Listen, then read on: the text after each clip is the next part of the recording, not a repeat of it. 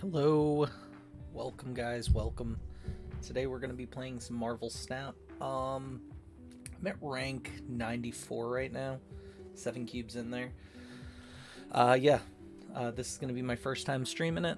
I'm pretty stoked. I've been playing this game actually quite a bit, as you can see. Game's awesome. I'm really enjoying it. I know it's a little bit different than the content that I usually make with Flesh and Blood. Don't worry, that Flesh and Blood content will still be being made.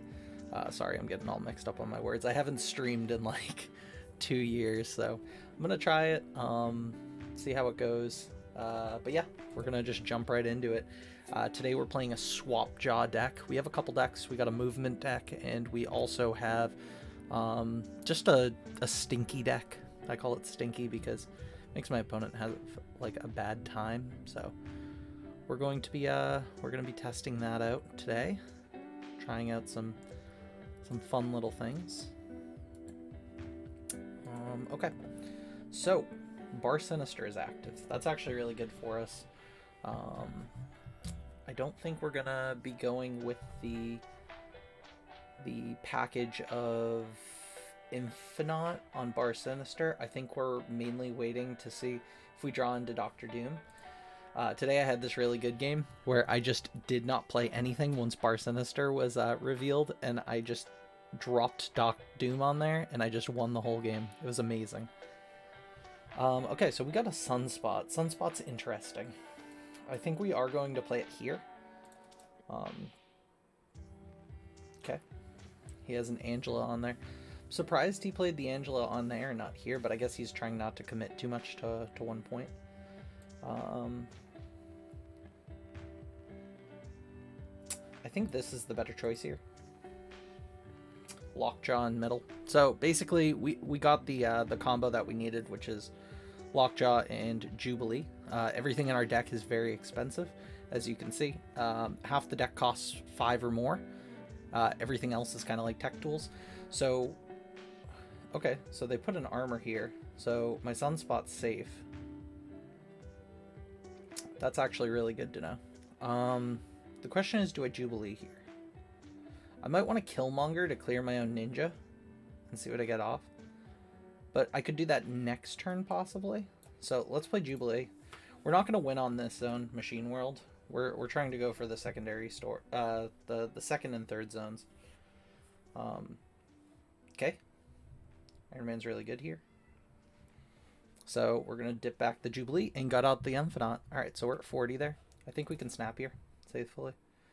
Well, that actually changes my whole game plan. So because of that, I believe we just go like this and toss down an Ant-Man. So he chose to snap, right? Did I snap? I think he snapped. We got the Hulk. We're just eating this dude's lunch. Okay. Bar Sinister for like 1,000,000 units. What could we draw here that would be really, really good? Oh, Chavez. We're automatically going to draw Chavez. So that will win this zone automatically. Because of that, we win the game. So let's... Oh, we did snap. So he didn't snap. Okay, cool. So I think we're good. I think we're rolling well. Okay, he's choosing to snap as well. That's psycho. I don't think he has anything. I think he's trying to trip us out. Because, like, what could he play on Shadowlands that's really going to overrun us? Iron Man? It's not quite there. Oh, it is quite there. Oh my gosh, wait. Wait, the Iron Man gets buffed. That's smart. He got us on that one. We'll give up those cubes. That's totally fine. I got outplayed so hard on that. I think overcommitting the Ant-Man was too much. How could I have done that differently? Let's see. Killmonger over here, and then what over here? Nothing for 6. Killmonger would have killed his ninja. That would have taken 3, 6 off that. He still would have won off that. Okay, interesting. That was a good game. Bar Sinister is a weird one. It's definitely weird for this deck. So something that I was trying to do here, let me move over everything. I've been playing a lot actually on a tablet. My buddy gave me a tablet, but I've been playing it on that, and it feels really, really good on tablet. I feel like it's just a little bit better than on phone. On phone's not bad though. It's really good when you're like out and about. Okay, we're gonna play Sunspot here. If the music's too loud, let me know, guys. I'm gonna turn it down just a notch.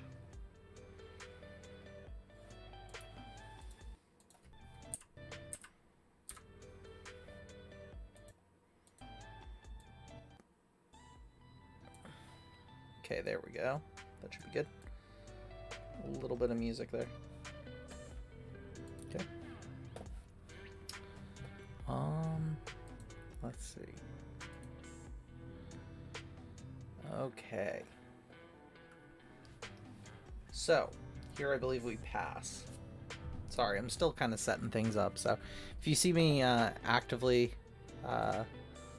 looking over this direction rather than looking this direction, even though that you guys don't see it, I have my Marvel Snap here on like a long monitor, so it's very nice because I get like a full view of it. So I'm like still trying to figure out stuff. Alright, wave. So the thing is, I kind of like giving them wave. If we give them wave, there's a chance that they play it twice, which means we get 2 decent cards out of it. We're gonna definitely Doc Doom here, I think. What would we change out for Doc Doom here? Killmonger is not it. So, unless we Vision. Vision might be the better play here.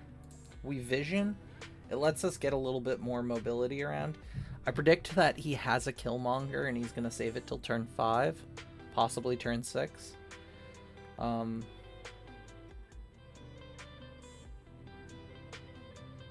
if he does, that stinks a little bit, but it's not the worst.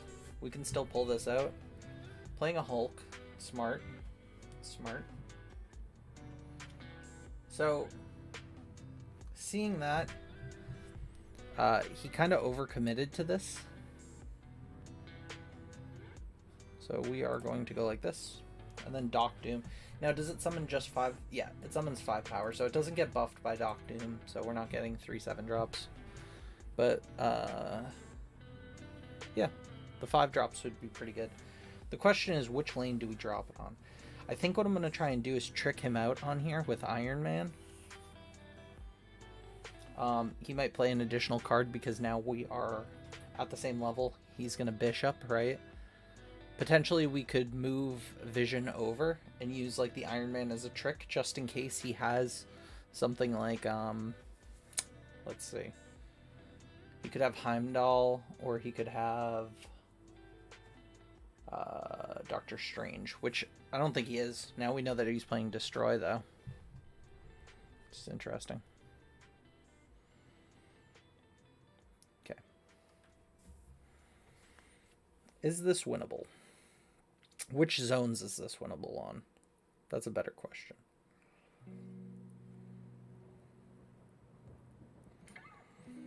If we drop Doom in mid, he gets the boost. If we drop Doom on Wakanda Embassy, we could win that zone. This is a weird one. I don't think we're going to snap here. Do we pull, though? That's the question. We definitely are going to drop Doom somewhere. Question is where? What if we dropped Doom here? If we drop Doom here, that brings this up. So that would be at 12, right? We kept Vision here. Yep, that's the way to do it. Okay. Oh, no, we don't, because... Yep, that's the tough. That's the tough part. We're one off. Oh, no, we're fine. Oh, we are fine because he had 8. Okay, that makes so much more sense. Okay, I was so confused for a second. I was like, oh, okay, he has 8. But since we won the Baxter building, we actually took control of that, giving us a +3 bonus and him a -3 bonus. So yeah, so we won 4 cubes. I was like, oh, I think we lost that. I would have been fine with losing that. That was like an okay game. Okay, so what we're really looking for here in the beginning of the game is Sunspot in opening hand, Lockjaw in opening hand, Wave, and Jubilee. Those are like the 4 cards. Getting Killmonger is really good in opening hand because you know you're not going to pull it from your deck. But I'd like to get that like turn 3, possibly turn 4. Like this is a good hand. So you're noticing I'm not playing the Quicksilver. The reason I'm not is because turn 3 I'm going to Lockjaw, turn 4 I'm going to drop it onto the Lockjaw with something else. So if I have Wave or if I have Killmonger, it sets me up and puts 2 new things out. So the Quicksilver is literally just there to have a tutor for turn 4. Sometimes you drop it on turn 1, like let's say if there's the Hulk one, that's cool. It is what it is though. So he's playing 2 cards. I'm guessing that's Cable. Agent 13 and Cable. This seems like a really popular deck at this rank, where it's I think it's Dino. I'm gonna be the first one to say it. I'm not a huge fan of Dino. I know a lot of people like that's their jam. Okay, we're gonna play Wave here. He gets a 6-drop. Everything costs 4 here.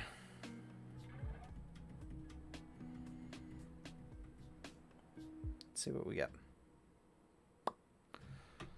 Hulk ain't bad. Hulk is certainly not bad. So if I Hulk now, I Jubilee next turn, and then I Doom, that's actually very strong. So let's Hulk.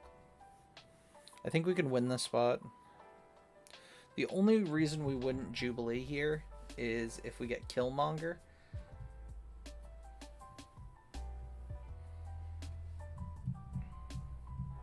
Because we can Jubilee into Quicksilver, potentially. Which is solid. We love that. We love to see that.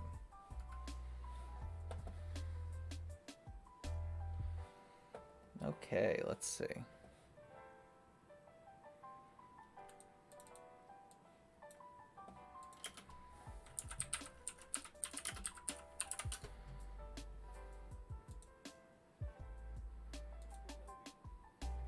Okay.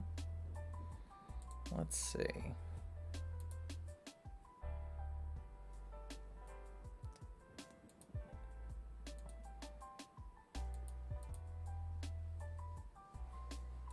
All right, let's see. Testing.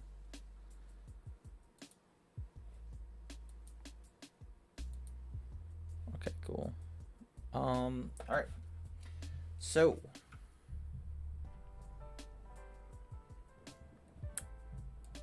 I like Jubilee here. Jubilee is really good for here.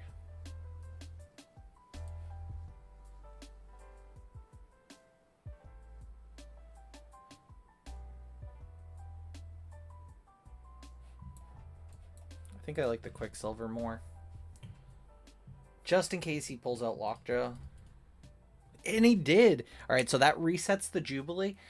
And hopefully that pulls out an Infinite. Killmonger is exactly what we needed there. Okay. Quicksilver. Throw it back in. Grab out the Jubilee, which pulls out America Chavez. You can't ask for anything better than that. I think here we just drop this and Quicksilver. And snap. And that should be game.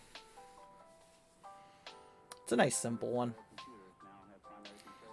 Jubilee pulling out Lockjaw is like one of the best things in the game, because it like what it does is it shuffles back the Jubilee back into the deck, and if you play it with something, then Lockjaw will then summon it, which has the chance to pull out Jubilee, which has the chance to pull out something else.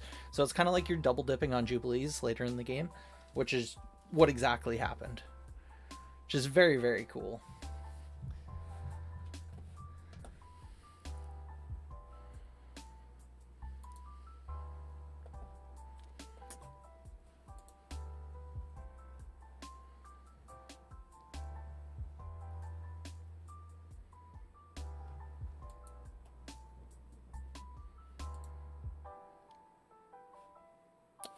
Okay, cool.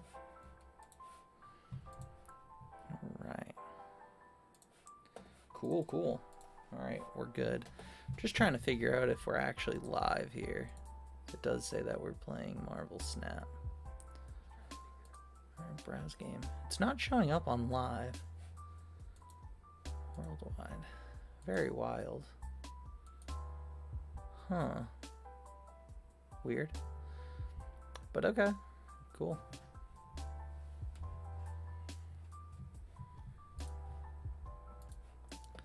Okay. Cool. Alright, let's continue. We're good. So, the goal is to hit infinite. I'm hoping to hit it tonight. That would be amazing. What I've noticed is from the hours of... It's around like 5:30, 6 o'clock p.m. EST to about 11:30 when a little bit after. That's usually when I notice that like the best players are online, which makes sense. At least for my time zone. I would be versing people that are roughly, you know, hardcore grinding, but it's usually people that are getting off work or, you know, people just getting home, hanging out and having their time. So usually if I were to say, if you're new to the game and you're looking for a good time to grind, anything after that or before that is the best time. I would say midday. If you're able to grind midday, it's really, really good. If not, mornings are really, really good. Okay, what do I want to do here? He's choosing to snap. We have a really good turn 4. He has priority, right? He might move his thing over. Is there a point to us doing anything here? I think we want to play the Killmonger. So we're going to go into Jubilee, into Doctor Doom, into Iron Man on something we're losing, and just win, because that's what we do. So he upgraded his multiple men. We're going to play Jubilee. Jubilee could pull out a Lockjaw, Wave, Vision, which would be amazing. America and Infinite. Oh no, not Infinite. So the best thing it can pull out for us is this or America. Actually, Lock's really good. So everything but Wave is good to pull out here. So I think we're going to drop it here. Just respect the point here. He's playing Cloak. Jubilee. America Chavez. We'll take that. That's fine. I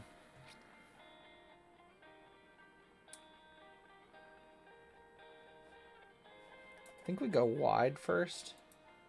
So if he's playing Heimdall, right? We know he's going to play Heimdall on Baxter Building, win out, right?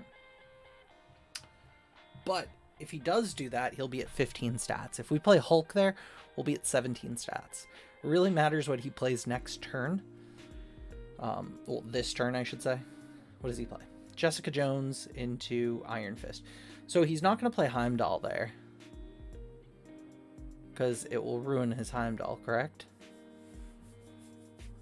So what if we just go like this into this?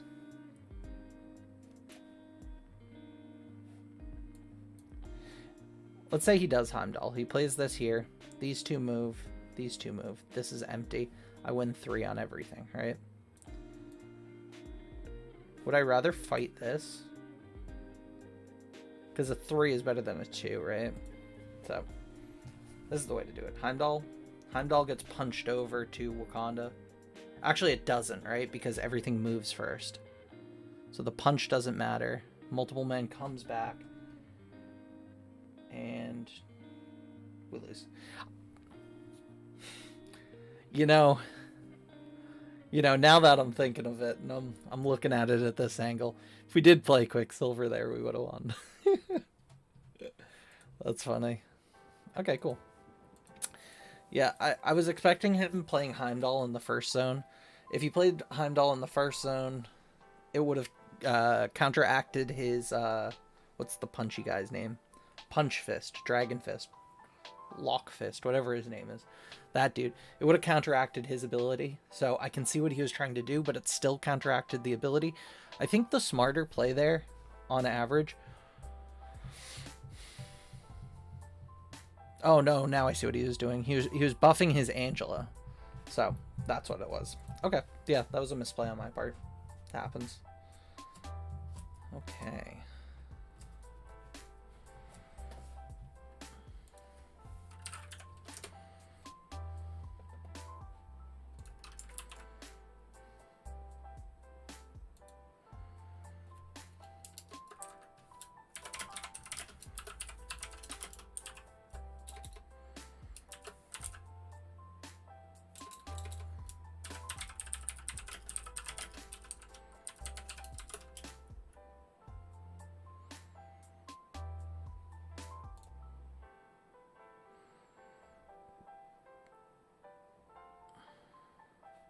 Okay.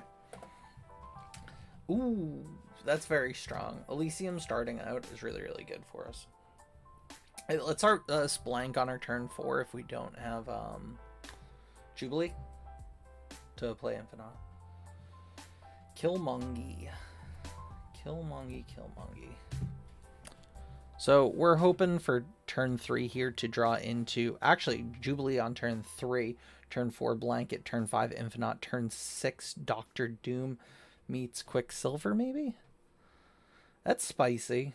I think that's spicy enough. You guys let me know.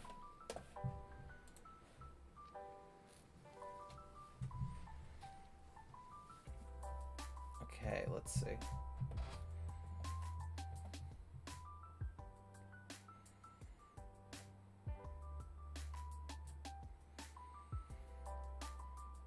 The question is, do we just play Killmonger?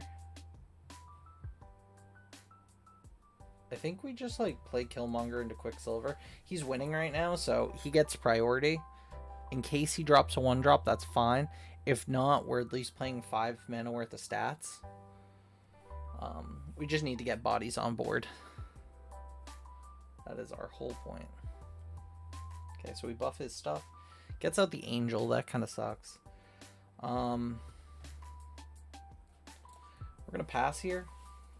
So I still think that the play is Infinite into his most played zone. Doc Doom to finish him off into maybe a Sunspot. Potentially if he... Let's say, what? Lockjaw maybe? If he top decks Lockjaw? No. Okay. So we can play an Infinite into this zone. Infinite's big. That kind of just blanks him. Final turn. So he's going to play an Infinite onto us, right?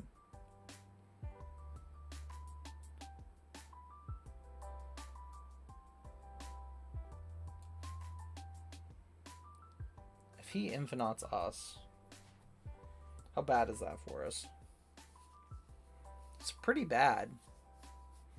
He blanked his turn. I'm going to have to believe in the heart of the cards here. We play that, Doom. What else could he play? So we're at 20. He would need at least 12... Well, let's say 12, 16 stats. There's a chance he could play it over here. I think we just play this like this.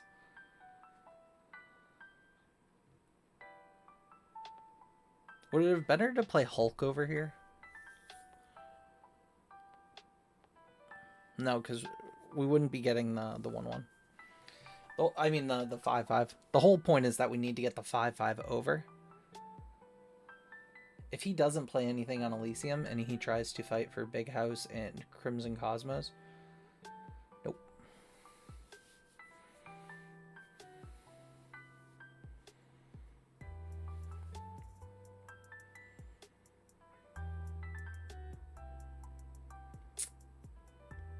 Oh, that's tough. Yeah. I think we probably should have just pulled. I mean, we only lost an additional cube. That's fine, but those cubes do add up.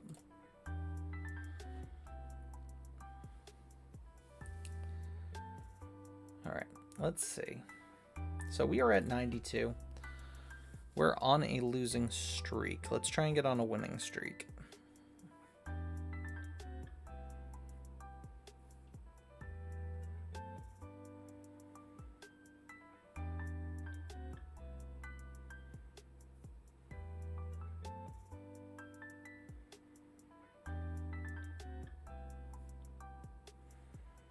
Alrighty, cool. We're gonna pass here. I think the goal is to get an early. Oh, well, that was the goal. I guess that takes his 2-drop as well. Okay, Hawkeye. Is there a reason to play into Hawkeye right now? Killmonger. He does have tempo. I think we lose this. We were really hoping for that wave. Turn 3 wave is so good. The Infinite. Oh, dreadful. Okay. Do we like Lockjaw into Quicksilver more? I think we just like Jubilee.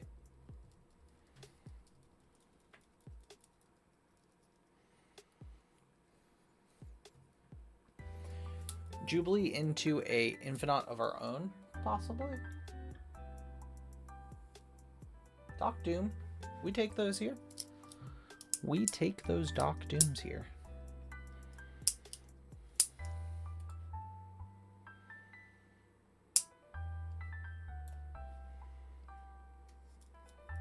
So what's the plan?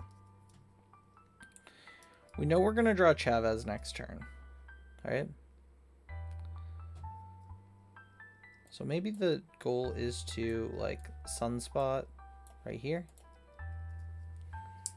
Next turn, Iron Man, Disco Inferno. We're winning 2 zones right now, which is positive. I think he's giving us Stark Tower. We're now very much winning Sokovia. Okay.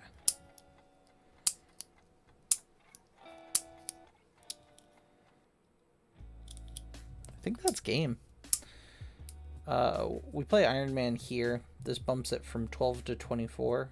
If we play 9 here, it bumps it to 20... Oh, 19, right? Oh, 21. 21. So Iron Man makes sense into Sunspot. If we played Iron Man here, that would bump us up to 16, and then plus the 2 off Sunspot for 18. So I think we Iron Man Snap. I think we got this. Yeah, 0% chance to lose that. We'll take those 4 cubes. That was a nice simple one. So we'll take that. Okay, cool.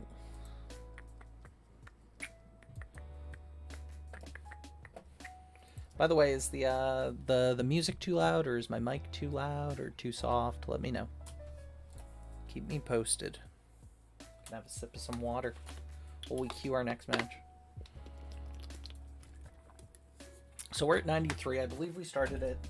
Did we start at 94? I remember the first round we lost 8 cubes, which was tragic due to a misplay. But, you know, game happens. Okay. Murder World is on the board. That's actually really solid for us. Surprisingly, it only opens 2 zones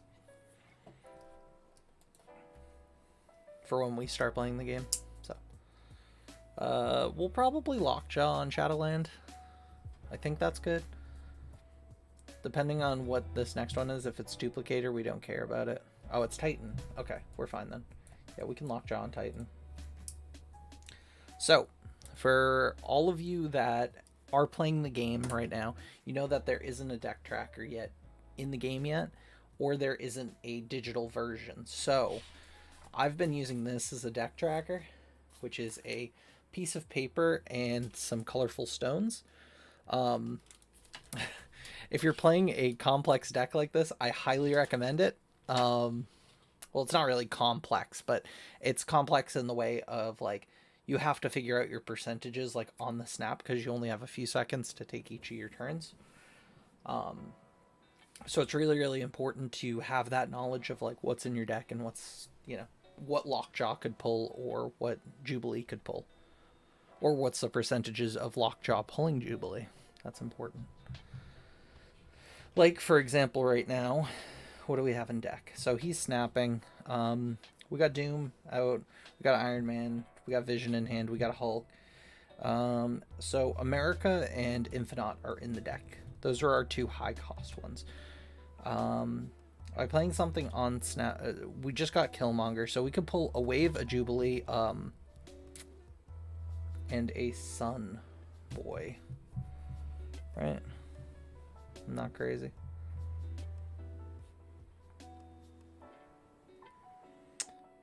I think I go something like... Do I double dip on kill? I think we double dip on kill here. We really need an Infinite or a America here. And then it would be really, really nice to set up a Wave for our next turn. Infinite's beautiful off the Jubilee. Quicksilver, dip it back. Sunspot. Beautiful. We'll take that. Okay. So it lets us win 2 zones. Unless we could surprise them with this. So my thing is, if we play Vision and then move Vision over to Flooded and play Doctor Doom, we win the game. Right? Because he'll only have 10 on that spot, with Jessica Jones going up to 8 and Storm at 2. We'll be at 12, so we'll win that one, and we'll win Titan. If he does choose to kill the Sunspot, which I'm kind of hoping he does, we'll have to see. Hobgoblin. Perfect. That's exactly what we wanted to happen. We will snap here comfortably. Play Doom, and that should be game. We could ultimately play Hulk there as well. And just try to win mid. I think he's going to go for Titan, possibly. More likely, he's probably going to go for Shadowlands. If he doesn't see the Doctor Doom in Division play, we're solid. What would we be worried about here? I think the only thing we're worried about here is Ironheart. If he has Ironheart. Playing Ironheart into this, it would proc 2 points, 1 on Storm and 1 on Jessica. I think his board's just way too small at this point, that I don't know why he chose to snap in the first place. So, good questions. Shang-Chi kills Infinite. Scorpion debuffs. We're at 4, but then the Doombot comes in. So, it's good games. Doctor Doom is an insanely good card. I don't know if people in tier 3 are like playing it as frequently as I am, but I'm like low-key thinking about jamming this into most of my decks. It's like a better Squirrel Girl. Obviously, you have to leave open a point at every zone to get its full potential, but it is a 6 mana 15 power. As with Squirrel Girl, she's only a 1 for 3. So it's just really good value. Like, to play him on turn 6, or even having the option of playing him on turn 6. So I play Chavez in almost every single one of my decks. I think Chavez is one of the strongest cards in the game, not because it's a 9 for 6, but because you always draw it on turn 6, and it stays tucked into your deck. So obviously, you have a higher percentage chance of drawing everything else in your deck like between turns 1 to 5, and then you can always drop a Chavez on 6, which is a solid play. A 9 for 6 is good. Sometimes you only drop like, 2-3 drops and you might get like 7 value, so getting the Chavez is like always like solid. But in decks like this that use like Jubilee and Lockjaw, you have a higher percentage chance of hitting Chavez because she is in that deck for the whole game. So like you always have the chance to hit Chavez until the very end. I think that's really, really cool. But yeah, I think Dr. Doom should... I'm probably going to play him in like most of my decks. I just put him in that Stinker deck, which if we start to lose with this, we can switch over to Stinker. Stinker is just like, it's a bad time for my opponent. It's not necessarily a complex deck. It's probably not even a good deck, but it's something I want to try. I want to try to work it into like a minor control deck. He uses, what's his name? Falcon. And it bounces them back to my hand, which is really, really cool. So, just a good card. Okay. Big House. I like to make my opponent wait a little bit on turn 1. It slows down their game flow, and it makes them second guess. Killmonger is very strong right now. He is active, so we're good on that. Is he active? He is active. We can't play Sunspot here. Having that Killmonger on 3 is going to be very, very solid, especially if he plays something like Angel here, or Rocket. Rocket's okay, I guess.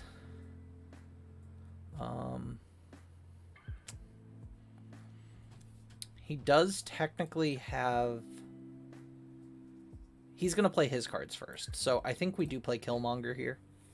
I was like, could we get away with just playing like Sunspot and just grinding it out, but I think we're past that point in the game. It's solid. Okay. Now we're in an interesting position, right? So going back to our list, we could get a Infinite, we could get an America, obviously. A Doom, which would be very, very solid. Vision we already have in hand. We could get... So the only good cards we could get right now is Doom, Infinite, and America. So that's okay, right? The bad cards we could get is... Well, not bad, I should say. Lockjaw is considered one of the good ones. We could get Wave. That's it, right? So, how many cards are in our deck? 4? 5. So we have Lockjaw, Wave, Doom, America, and Infinite, right? We know we're not going to draw into America, but we could pull her. I think we always play the Jubilee. The question is, do we play it on the Baxter Building? I think we do, just in case this hits a lock. If this hits an Infinite, we just win the game. But if this hits a lock, it's a little bit worrisome. Doom's fine. That's totally fine. We take this. So next turn, what is the play here? Lockjaw got me acting up. So if we play Lockjaw into Sunspot into Quicksilver here, actually I should no, that is the way to do it. Just in case Quicksilver pulls out Sunspot, it's not the end of the world. I think playing really heavy into these two zones is better. He's put all of his units into one zone. We got Wave. That's very, very strong. That limits him to 1 card next turn. And we got Infinite. Yeah, we won this for sure. So we're going to snap here. So we're at 9. That would be 18. If we play this, we're at 21. So Hulk for 21. Hulk smash. Strong Boy goes up to 12. And we'll take those 4. Solid. So what is... The question is this deck worth grinding right now? I think we'll stay on it. I think it's fine. I definitely want to try movement at 90. I haven't played movement since 86. So I don't know if movement works well up here. I think movement's very predictable if you know what the person's doing. But sometimes it's just like a 50-50. If they start with like you know, multiple men or a multiple men in Hulk armor by turn 3. It's just kind of game. I noticed that there is a lot of players that are playing movement with Spider-Man. Spider-Man's very, very good, or Miles Morales, I should say, is very, very good. I personally do not play it. I can, we're not going to play anything here. I can show you guys that deck real quick, that list. So that deck list looks like this. Movement. Okay, so for my movement list, I go heavy into the multiple man, but I play America Chavez over Spider-Man. I think it's just better. You have a higher chance of drawing all of your other stuff. Spider-Man's good, but a lot of people switch those out. I also noticed a lot of people play Forge. Forge is okay, but like, I think I'd rather play like the Killmonger Nova package instead. It's just better overall. Okay. Bar Sinister is very, very good here. We can pull out some serious DiMaggios with that. Okay. Whoa. I didn't expect us to get Wave here. Wave is actually very, very solid. We play the Wave. He still has... The problem is, he still has, like, priority. There's a chance he could play multiple 2-drops, but I think we play Wave here to slow down his game and use it almost more like a control tool. I wonder if I'm playing Wave in my control deck. I just pulled her last night. Oh my gosh, she is so good. She is chef's kiss. Just being able to like lock down a turn 4 and get something bigger out is just so solid. Do I worry about him having Shang-Chi? Probably. So maybe we hold the Hulk back. Turn 4. Let's go back to our list. What can we pull out with Jubilee? We can pull out Sun. We can pull out we have Iron Man. Vision, Doom, America, and Infinite. So, Jubilee has a very high chance. If we pull out Sun, that's the worst thing we're going to pull out. If we pull out anything else, we just kind of win this spot. It's a really solid zone to win. Blue Marvel. Ho ho. Okay. So he is dedicating his Bar Sinister to Blue Marvel. Jubilee pulls out Doctor Doom. Vision. Vision is actually very, very good here. Okay.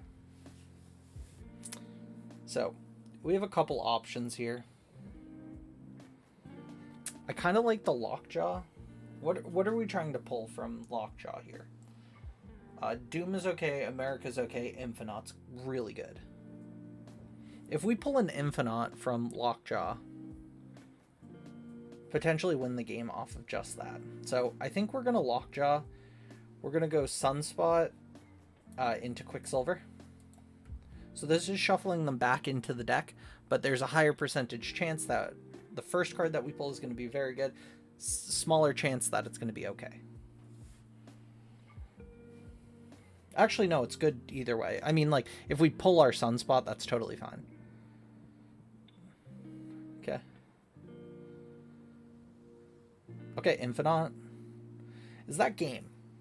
My opponent still has priority, right?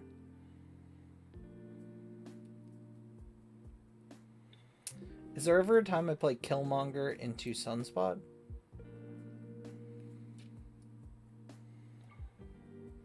Okay, he's doubling down.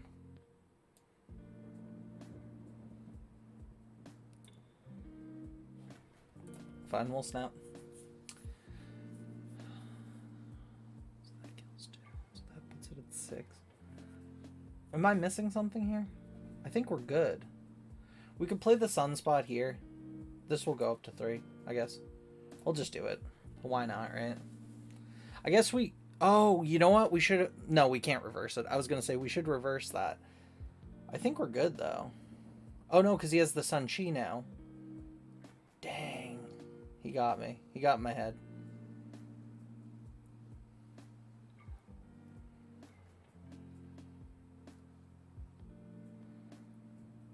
Yeah, he got in my head. That's fine. Sometimes that happens. Sometimes you get too comfortable. I always forget about the Shang-Chi. Shang-Chi is just so good. It's such a solid card. I really think if they're going to nerf him at all, it's going to target only one card. Most of the time it only does target one card, but it does have the potential of just like blowing up a zone, which is insane. I think that if it blew up one card, that would be fair, or if they put it to 5 mana rather than 4. Because the problem is you can play it on 4 as like a tempo play, or you like to kill something big, like if your opponent is working towards something, or you can play it, you know, you can play it on turn 6 with a 2-drop, and usually that will win you the game, or 2 1-drops. It's very strange. Very, very strange. Let me see. Can't even comment on the stream. Huh?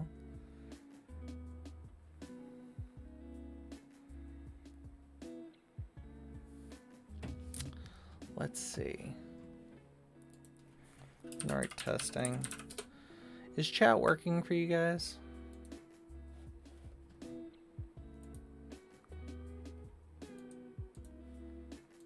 Let me see if chat is working. Participants, slow mode. Who can send messages? Anyone.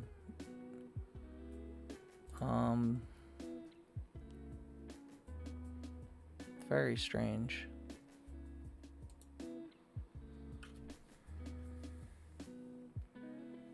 Let's see. Oh, we should be passing for him. Apologies. Yeah, typing should work.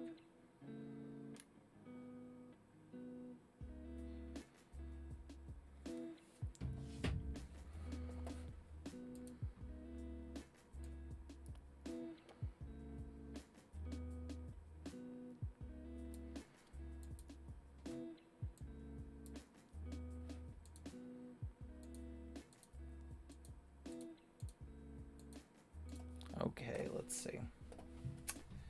We could tempo this out. I don't think it's worth it. I think I'd rather that be like a filler turn with like Iron Man 6. Oh, that's spicy. What do we got? Rhino.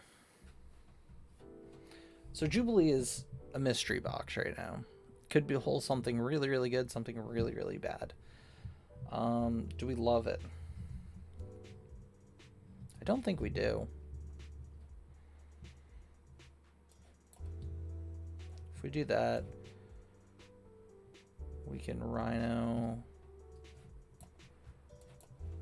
Something like that. I totally missed that District X was the first one. I could have been playing this a little bit better. That's on me.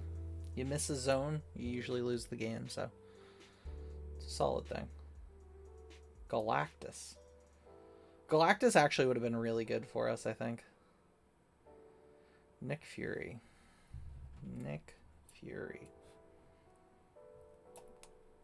I think we bling out this zone over here. We leave it open just in case we do somehow get a Doctor Doom.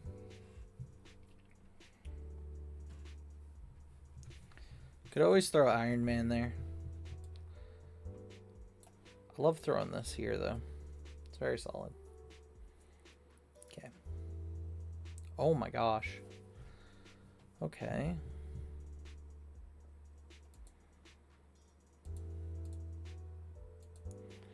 We play Giganto over here and win that zone. I kind of love that. Do we love it enough to snap? I don't think it's snap worthy. I think it's just to call it how it is, just in case he does play something into that zone. I think he's more frequently going to put something on Baxter Building, winning back Baxter Building. We're going to see. Giganto. All right, move everything over.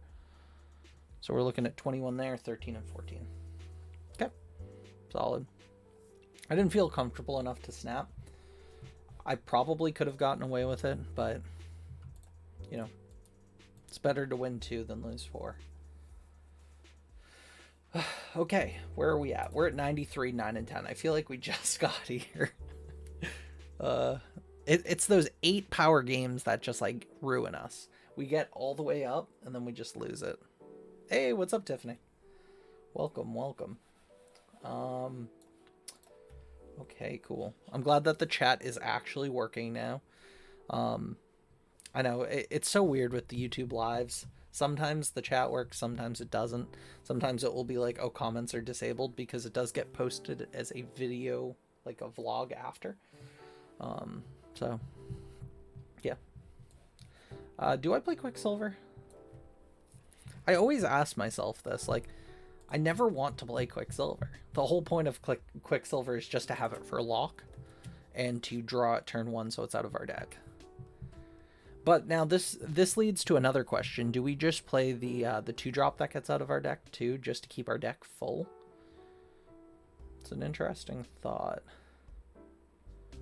3 turns of doing nothing sucks. But, you know. Turn 4 Jubilee, turn 5 Iron Man, turn 6 Doctor Doom, potentially? What do we got left in deck? We got America, we got Hulk, we got... Oh no, we don't have Hulk. So we have America, we have Iron... Oh, our deck sucks. I think we concede here, right? Because all that's in there is America, right? We hit America, that's okay. We hit Dog, that's alright. We hit Wave. Wave is good. Wave is good. It's not the best, though. We want to hit America here, I think. If we hit America, it lets us set up with Iron Man. And that wins us that zone. Mongi. Mongi's okay. Kill Monger. Raise your Mongers. If we wave here, wave into quick, or do we quick here? I think winning these 2 zones is more important than mid. Yeah, he's going mid for sure. So he gets 1 play here.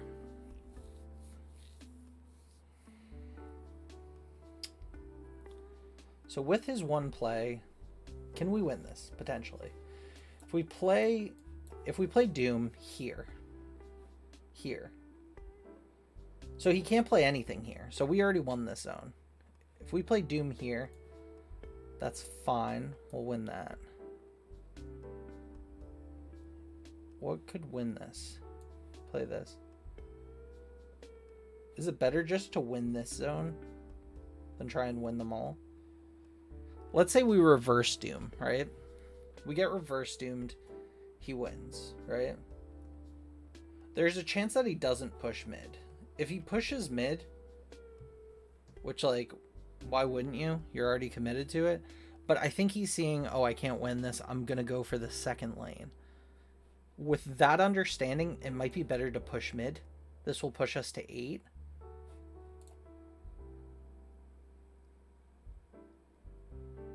Oh, never mind. He just buff fiesta'd us. I think we would have lost either way. Yeah. I always forget about that card. That is one of the... This is like one of the 6 drops that I understand everybody plays, but I always forget about it. Spectrum's really, really cool. Very, very cool card. Okay, so now when I start to see ongoings, what should I be looking for? I've versed this deck multiple times. I just never know what to look at because, like, I know a lot of people are playing Armor. A lot of those decks are playing Punisher. I guess Captain America I don't see often. But I do see Iron Man. Like, I see these 3 pieces together in, like, a few decks. So I guess I have to just, like, keep Spectrum in mind. I should probably write that with, like, an asterisk somewhere. Spectrum. It's a good thing to keep in mind, because that card's insane. How close are we to a card? 2 away. Okay, yeah, let's try and grab a card here. Alright, what do we want to upgrade? We have 100, so we can get a green. Oh, I just pulled Goose. This is going to be probably the next deck I build around. Goose seems really good in control. If you play Goose into like turn 2 Goose, turn 3 Storm, that seems really, really powerful. I think I'm gonna throw that in my control deck right now, actually. We did put Wave in here. Storm's in here. What can we put in? Take out for a 2-drop. Korg is good. Yondu, maybe not as good. So let's remove Yondu and throw in Goose. Because now what we can do is turn 1, either Iceman or Korg. Turn 2, Goose or Scorpion. Turn 3, Storm, Gambit, Cosmo, or Killmonger, or Wave. It's good to have that wide grasp in a control deck. Turn 5, Hobgoblin, or Spider-Woman. Turn 6, Hulk. Hulk might change. What do we like? I love Doom. Doctor Doom is just so solid. Maybe we throw in Doom here. Doom just goes so wide. It's great. So maybe we keep it like this. This is a decent control deck, I think, now. Hulk's just so solid because it's like all in one zone. But if we're trying to control individual pieces of the board, it might be better to try and play all 3. And this deck really is going to do that. Gambit's insane. I'm so glad that I pulled Gambit. Okay. Can we buff Gambit? We can. So let's buff Gambit. Okay. Is there any good art for Gambit? Like any good variants yet? Because Gambit's like one of my faves. He's so cool. Alright, so we need a gray. What is a gray card that we can upgrade? There must be one around here. Oh, wrong way. There we go. Mary? Yeah, let's go with Mary. I want to build a deck with this too, Typhoid Mary. It's very, very solid. I think I need that 0 card though. Collector's Catch. Lizard boosters. Exciting. Darn. I was really hoping that it would have been a new card. Alright, let's keep moving. Alrighty. What are we at, by the way? We are at 93 with 5. Okay, so I wrote it down. Spectrum, watch out for. So I'll remember it next time. Okay. Let's see. Sunspot turn 1's really good. It sets up his Killmonger really, really early.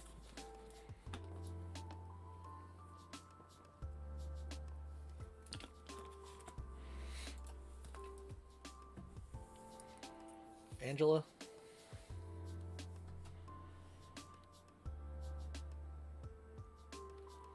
We're drawing from each other's decks now. He's choosing to snap. Do we just concede? We have Jubilee. This pulls from our deck. So that's positive. It's not going to pull Infinite. And we don't have to worry about being Infinited. So because of that, I think I just pass. He's going really big into this. Okay, it hit the Warpath. We get the Stone off Korg. And Ant-Man. So we are definitely going to kill. At some point, hit that Killmonger. We're going to hit that Jubilee. Hopefully Jubilee hits Lockjaw. If we hit Lockjaw, that unlocks our whole deck for us. No pun intended. And if that does happen, we get something new that's big and fresh off of Jubilee. And on top of that, we can put back in Quicksilver and a Nightcrawler into his deck. Solid. Solid. Vision. A vision. A vision.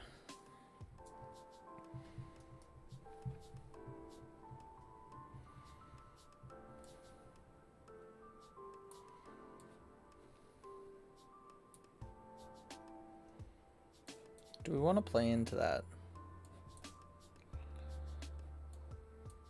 I think we want to play into that and then move this for to here. He's playing Hulk. That makes sense.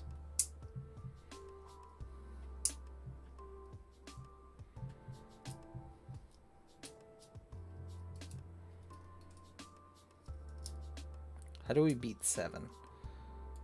So 3. This kills our own dude. 3. So that's 7, 8, right?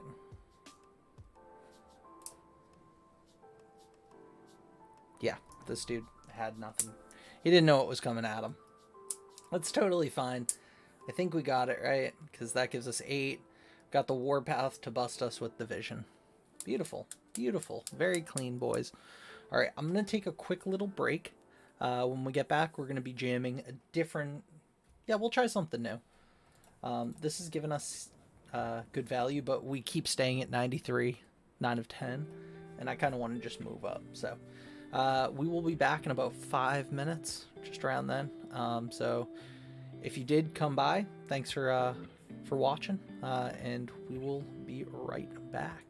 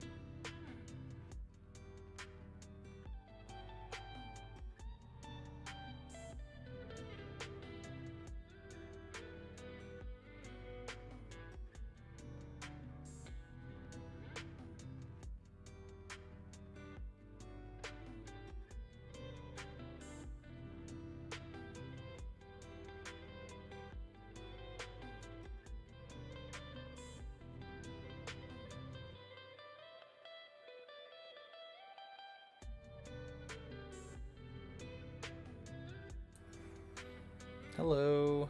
How's everyone doing? Alright, cool. I think we're good. We should be back and running. Alright, let's continue. So we are going to... Ooh. We got a season cash. Let's see what we got. 50 credits. Not great, but not the worst. The next one is 50 credits as well. I don't think we have any silver or grays that we could do, because I was gonna say if we could get 2 grays and then a green, it would push us up to that 50 credits. But yeah, sorry, I'm talking to myself. Okay, let's switch up the deck. We are going to play the Stinker deck. Let me just switch that up right here. Stinker. Okay, there we go. So the main goal of this deck, unlike the other one, instead of holding, is just to play out everything you can, every single turn you can, and just like utilize your 1-drops as much as you can. We're gonna play Iceman. Storm into Gambit is actually very, very strong with 1-drop. Just because you have a time of popping whatever they put into your Storm, especially if they have initiative. It's really, really good. Iceman.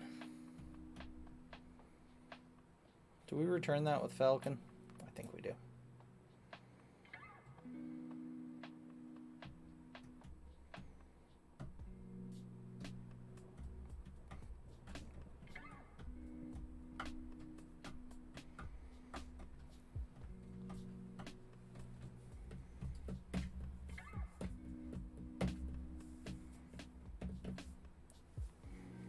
The good thing about this deck is you can really go hard into Angela if you have her on turn 2 with your amount of 1-drops and stuff. So Sanctum Sanctorum. So we win on this, right? So I think what we want to do... The question is, do we storm this? If we storm this, and Sanctum Sanctorum is chosen, or Storm is chosen, both of these lock down the game, right?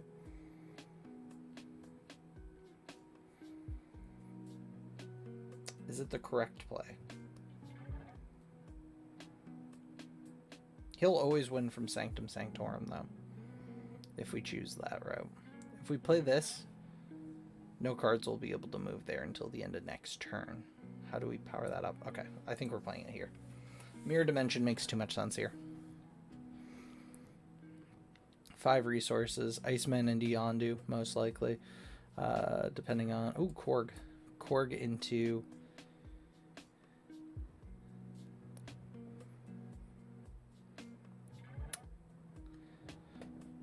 I think we want it like this.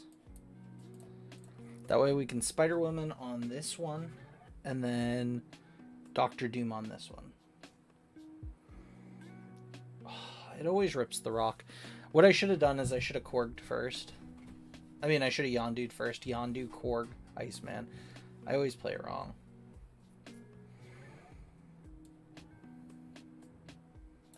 He does have initiative still. We're going to be fighting for the middle zone.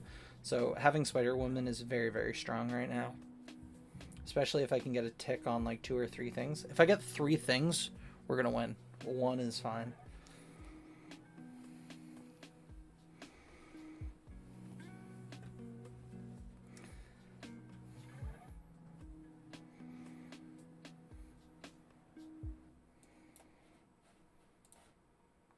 No one ever expects the Doom, right? Let's say he keeps Vision where he is, right? Multiple men into Cloak. No one expects the Doom. No one expects the Doom. I'm telling you right now. Like, everyone that has Doom, if you're in Pool 3 and you hit that Doom, build a deck around Doom or one that is, like, very zone specific, right? So, like, it's just so solid. It's 15 damage across 3 locations. Like, that's insane. It's like playing a colossal minion, you know? And the best part about it is it's very versatile. So even if one zone is completely full, you can still play Doom. Like there's no like limitation to him, right? It's not that like if you can't play it here, you can't play him at all. You can play him for 10. And 6 for 10 is like it's not above average, it's the average. So it's very, very good. Iceman. Iceman into Scorpion into Gambit, and then we're rolling, brother. We are rolling it out.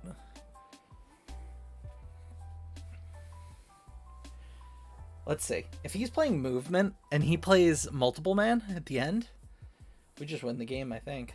All right. Scorpion. We do have initiative. Okay. He didn't play anything for 2 turns. It makes me think he could be technically playing the Swapjaw style deck. We still have initiative, right? Alright, no cards can be played here, right? They're returned to hand.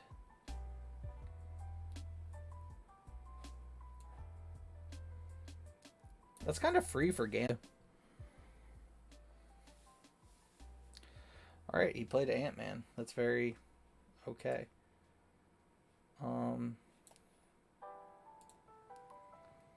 Our turn 5 is most likely going to be Falcon into Gambit, depending on what we draw. Swordmaster. Rips the Bishop, that's fine. Blade. Rips the Apocalypse. Upgrades the Apocalypse for us turn 6. He's winning now, right? So this is where it becomes this weird, do we swap here? And I think the answer is yes. Or we like swap how we play. We could play Spider-Woman here, right? And this sets us up for a big turn middle, right? We could play Gambit into Falcon, right? Play Falcon over here, play Gambit, discard Spider-Woman or Cork. That's very possible. We're giving him Gambit. That's the problem, right? If we... What do we care least about? I think we care least about him getting Falcon, Gambit, and Cork. So let's pull this back. I think we're going to play Spider-Woman because he has the upper hand here. So he gets a discount on his blade. Wait, did he just gave that zone? All right, that's free for us.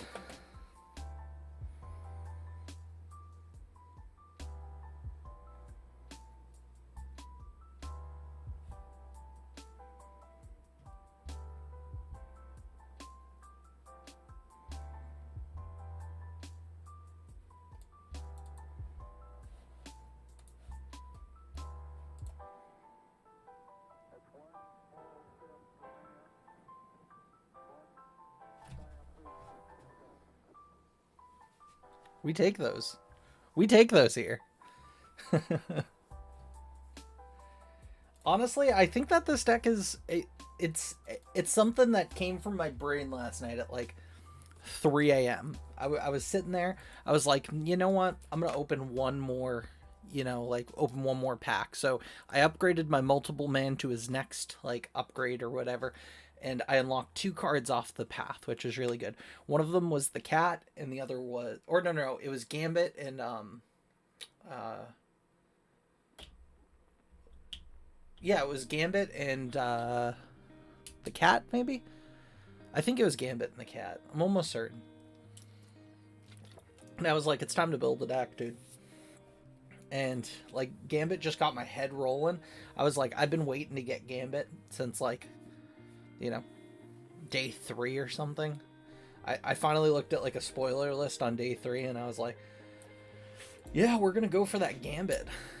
Gambit's such a good card. It's just too good. Even in a non-disco deck, it's just really good. We're gonna play into this.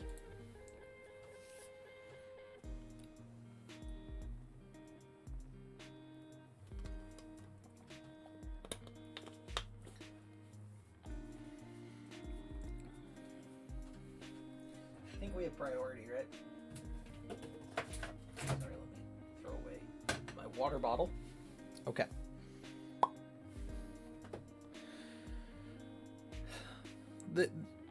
There's a flurry of plays we can play here. Luckily, it ruined mid.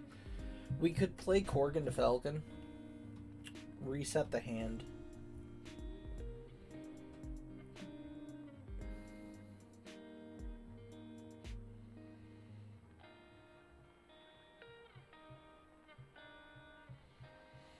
Or we could play Gambit into Korg. I think that's the better play here. We have initiative, so there's a chance we could hit Captain America. But even if we don't hit Captain America, I think I got to keep this open. Just like this. If we don't hit Captain America, that's fine. If we hit Nova, that actually might be better. Captain America's good, though. We'll hit that. Mr. Fantastic, Mr. Bombastic, Iceman into the... Whoa. Alright, so what do we want to do here? I think we want to... Cosmo? If we Cosmo here, right?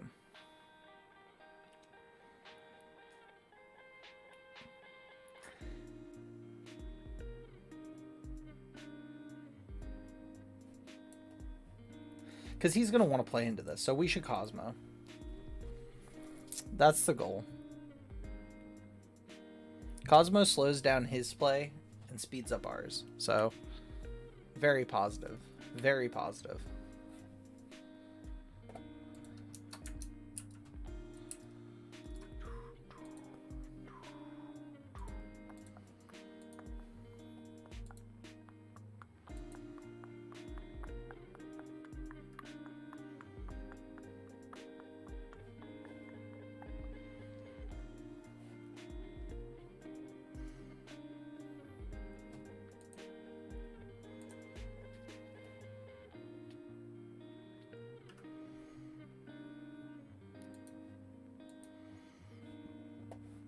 Okay.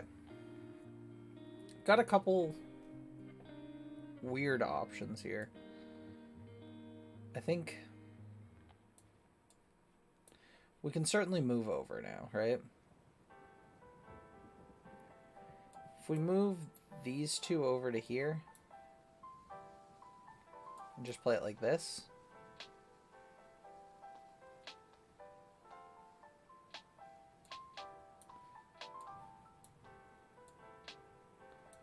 Because he might play push here. If he plays push, we've just shut down his total game plan. Or is he playing push? Onslaught. Doubling up his abilities, but losing, right? They never expect the doom, dude. I'm telling you. Yes, it's so good. It is so good. Dr. Doom, like... low-key a freak, dude. I'm telling you. If there is a chance where you can play it on 3 open slots, you're like, you have such a high percentage to just win that round. So high of a percentage. It's crazy. Low-key a freak, dude. And this is weird. This is a deck I'm not playing Chavez with, but I think that this deck is negatively impacted by Chavez, because actually, maybe it's good with Chavez. Huh. It's such a tight deck list, though. Like, what would I take out? My Killmonger? I need to have the Killmonger. The Killmonger is for a benefit of us. We want to clear off our 1-drops. We're playing 3 of them. We're playing Korg, Iceman, and Yondu. All of those really don't matter. I know it's cleaning up 6 damage off our board, but it's freeing up 3 spots, which those 3 spots could be Doom bots, you know? So we're clearing up 6 for a potential 12 on turn 6. Chavez is really, really important, I think, though. I'm going to have to workshop it. If you guys have any ideas, let me know. I think I play this, and I snap. This lets me set up for either a Cosmo or Korg meets Gambit. I mean, Korg meets Nightcrawler. Gambit's also solid here. I could Storm.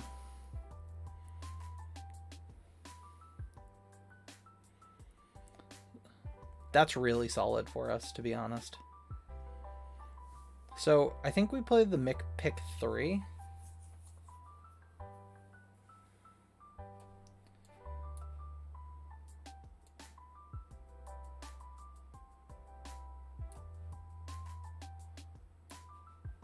Yeah. Okay. So he is playing big push here.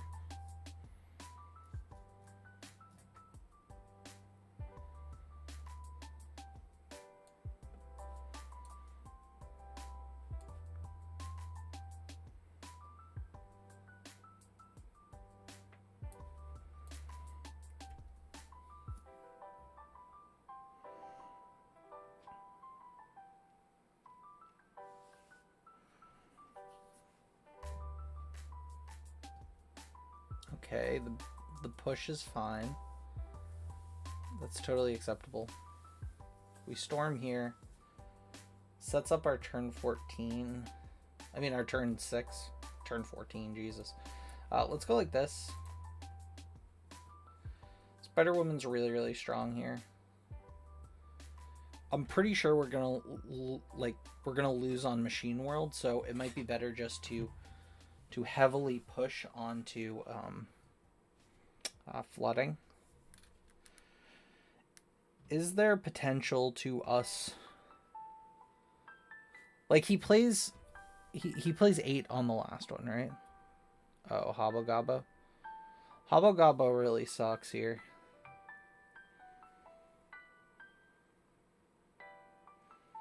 Do we concede? Wait, why did Machine World change to flooding? Is this a visual bug? This must be a visual bug because it copied it, right? Interesting. Well, let's just test it. Okay, yeah, it is. It's a visual bug.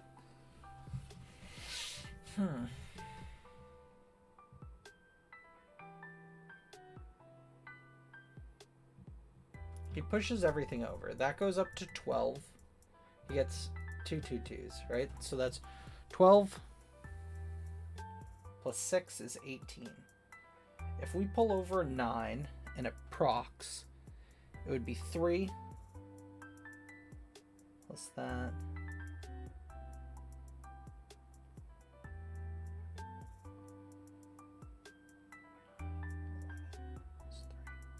We can't play 2. Yeah, it's better to retreat here. I don't think it's worth our time to lose. We probably should have swapped last turn. Did I snap that game? Oh, I snapped when I had Angela in the 2 drops. That was my bad. That was my bad, boys. We take that here. I'm sorry. I got really caught up in my own thoughts. I was looking at Gambit, and I don't know if you guys know that picture of, like, the anime girl who's, like, throwing the rat like this, and it's not her actually throwing a rat, it's just like a Photoshop of a rat flying, but it literally looks like that, and I think that's hilarious. I'm gonna see if I can find it.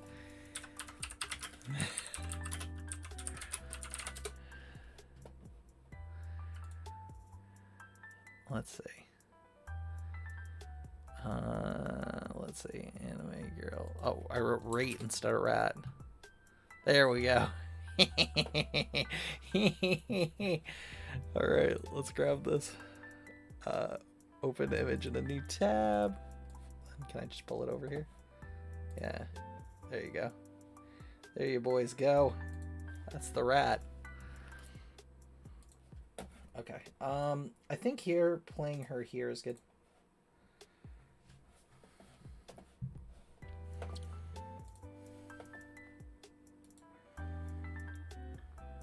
Remove. Okay, and pull it right here. There we go. There you boys go. There is the anime girl throwing the rat meme.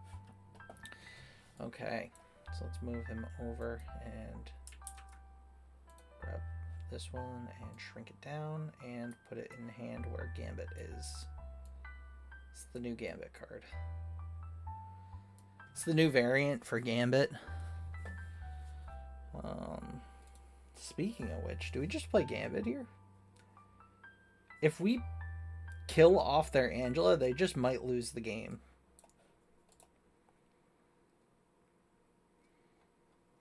Spider-Woman, goodbye. I don't really care about that too much. That's really solid for us. What do we get off this? Devil Dinosaur? We take those? Leader? Into Gambit? Into killing my Gambit? Spicy? Spicy? Okay.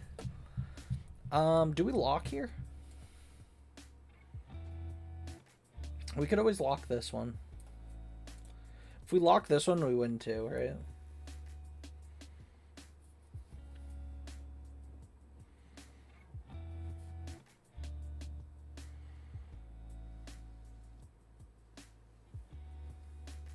Okay. Eats that, goes up to 6. That's fine.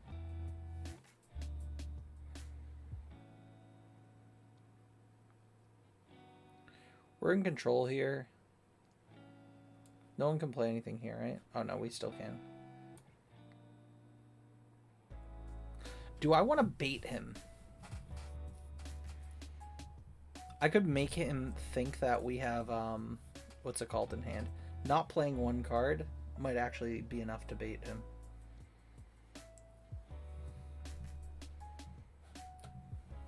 We snap here.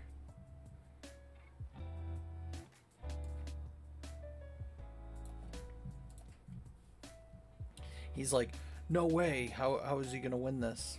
Just like that. Just like that.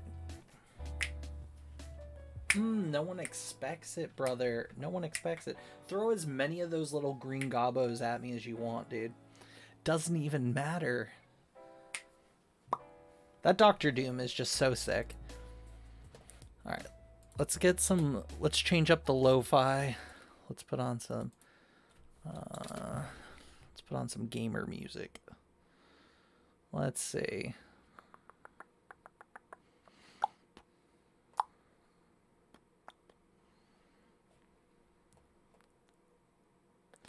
Want something that's a little less lo-fi.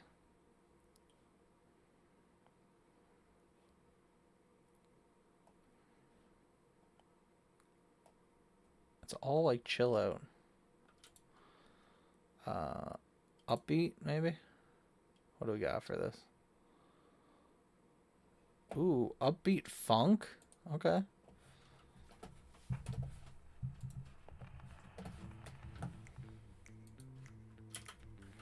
This is car commercial energy.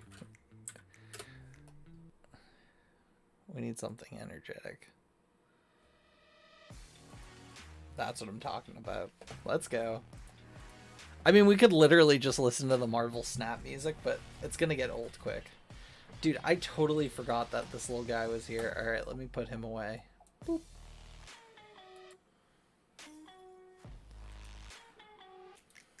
I love that it took, when I removed him, literally Gambit was exactly in the spot. That is hilarious. Okay, so Sinister.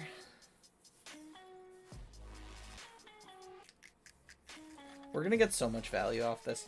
So we're going to go Yondu into Korga into Iceman. All 3 drops are there. We're going to draw into an early Falcon, and then we're just going to win the game. Simplest game of our life.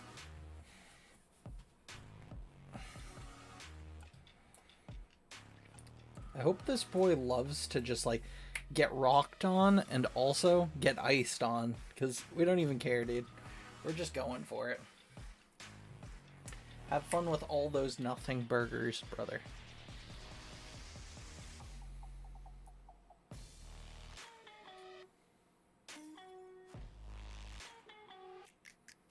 Do we test if he has a Gambit? I think what we do is we Scorpion here. Our Killmonger's too valuable. Like I said, this is the point where you Killmonger and you just clear off your board.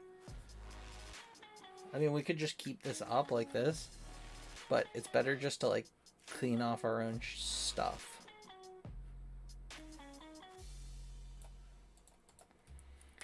Because watch this, look. We kill off everything. We leave 2 open spots at every zone for Sinister with Coulon and Machine World, right? So we put 2/2/2, and then we play Doctor Doom. Doctor Doom spawns Boombots at everywhere, and then it summons another one, Boombots everywhere. That's an additional 10 damage on each zone. Solid, dude. It's so fun. You don't even have to be a freaking genius. Alright. I think we play Cosmo the Wonder Dog here. And just shut down any battle cries. I think we win.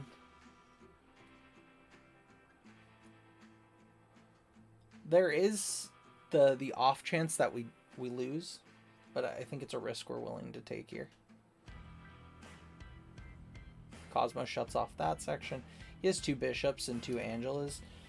It's slightly worrisome, but I think that the Doom's gonna seal it for us. Oh no!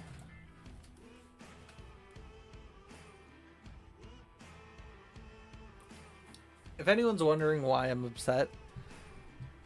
Wait. What? Okay.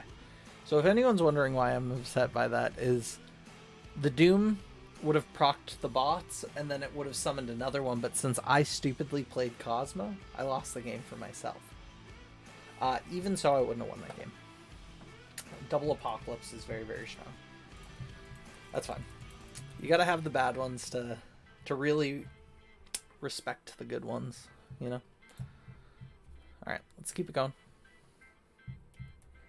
I like this deck. If you guys have any thoughts or any ideas on things that should change, let me know. Like, the only thing I'm really thinking is right now putting in America Chavez. I don't know what to take out. Maybe Spider-Woman?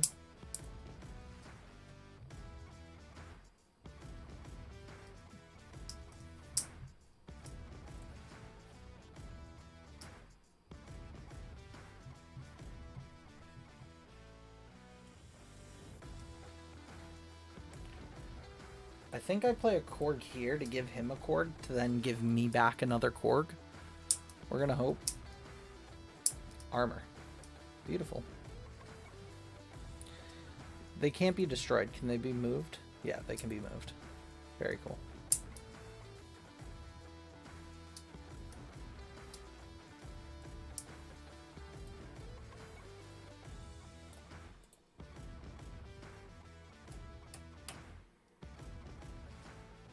Korg. Take the rocket.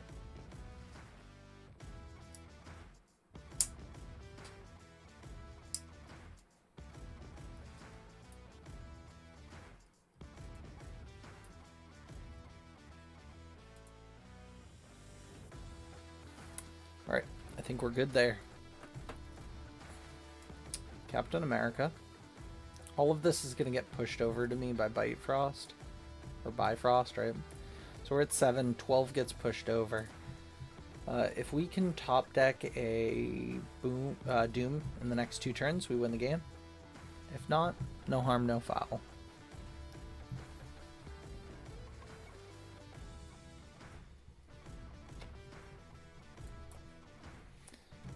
Alright, so he's winning this zone. We're going to see if he plays into it. I think he's going to play into the armor zone. He's expecting that he wins here, but I think we're good. If he potentially plays a 6-drop here, right? Or 6 value worth of minions, it's going to be a really tight next turn.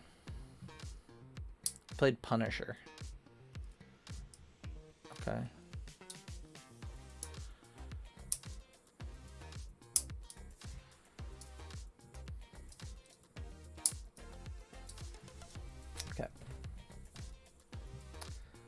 So I think here what we do is we play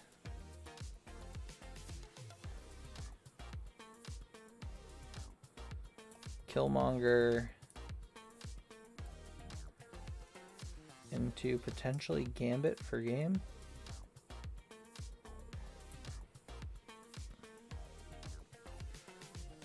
It's going to be a really weird one. But basically, if we play Gambit here, there's no way we can push. So we lost out on that. Rock doesn't do anything for us. Falcon doesn't do anything for us. I think we retreat here. Yeah, I don't think it's worth it. It's not worth losing 4 stone over. Or 4 snapped. They're stones, right? Cubes. 4 cubes. I was looking at the rock and I was thinking stones. I wish I had that dude that summons the rocks on their side. Or that girl that just summons rocks for everybody. Like, that would be very silly.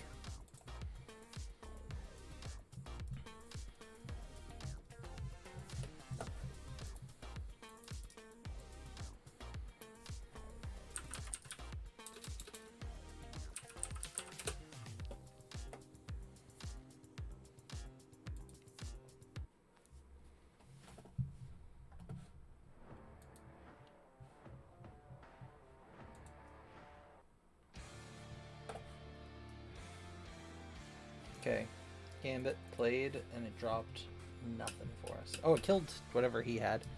I don't know what he played, so I missed that. You know what? I have the technology. I could just jump back in the stream. What did he play?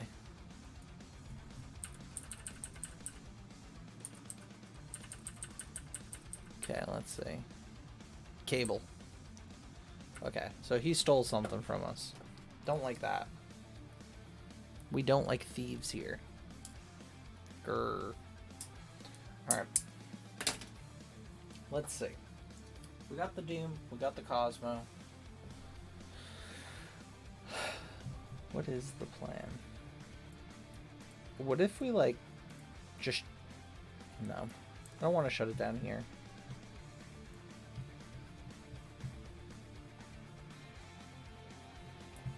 Let's shut off on reveals over here at Necrotia.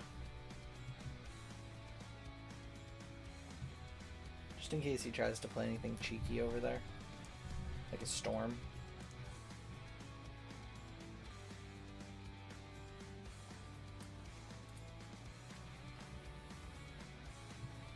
I think plan here is to double Doom mid, but I think we Angela into Scorp.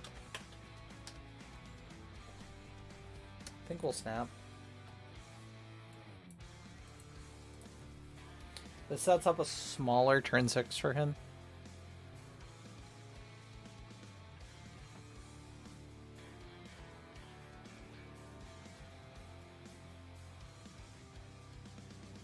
Okay, buffs. Buffs for days, brother. Buffs for days. I'm pretty sure that's game. Depending on what he gets, because Flooded we're gonna tie on, right? I'm pretty sure I'm gonna win on Kamartaj, and if I don't win on Kamartaj, we're gonna win on Necrotia. Like, he has to pick a lane. He either has to pick Necrotia or... So he chose Hulk, right? We WW, right? And I think that just... we win. Yeah. So... Nobody expects the Doom. I'm gonna keep saying it, dude. Doom is just so good. Okay, so we're 94 at 7. That's really not bad. Like I said, this is like the time zone where, like, personally I noticed all the best players are playing. So it's not bad. I feel like we're gonna hit it by the end of the week. That's the goal. Like by Saturday night or something. If I hit it sooner, that's even better. So, we took a storm from her hand. That's spicy. Okay, so I want to Korg mid.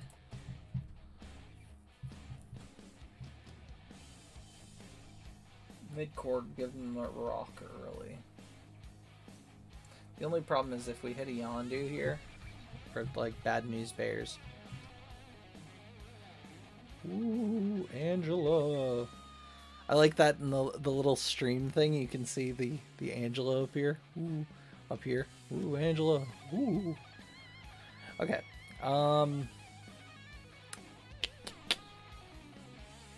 The question is, which zone are we planning on building up?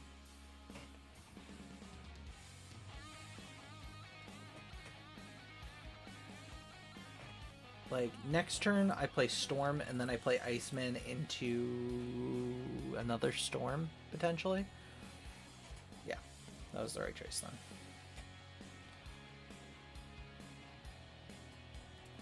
Okay. Storm over here. We We play Iceman into Storm over here. Leave it up to fate.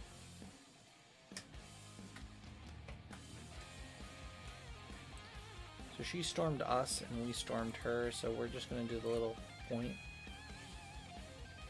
Because we're like...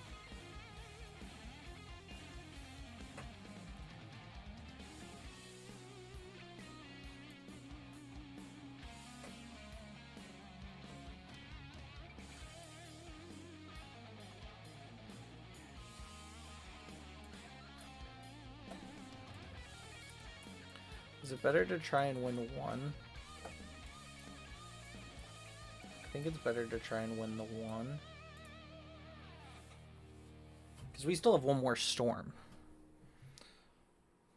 So we're going to turn 5 Storm into Iceman, potentially.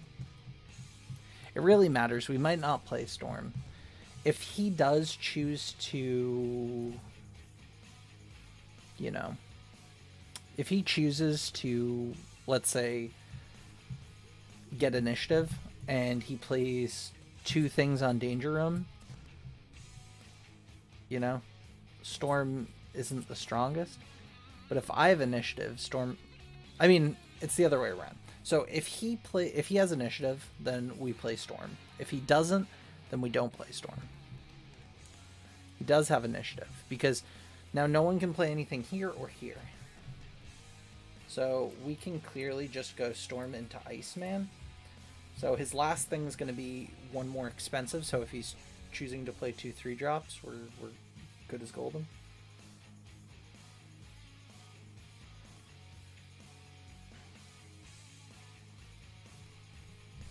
Okay. Is there any way that this is a win for us?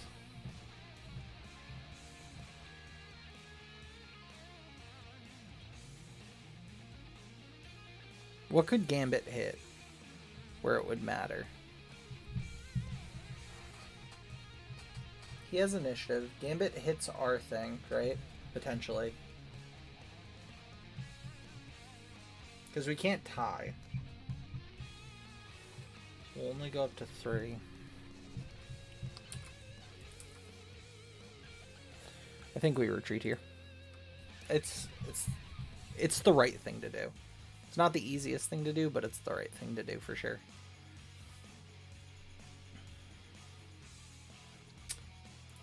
Yeah, that's tough. Hobgoblin just rips sails. I cannot wait to get Green Goblin.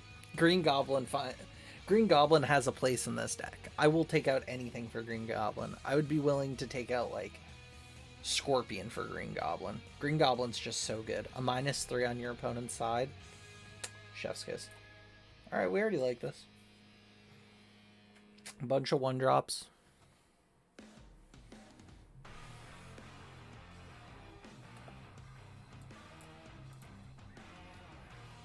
Okay, Scorpion, Disco Queen. How many cards? 4? Yeah. So the 4 Disco.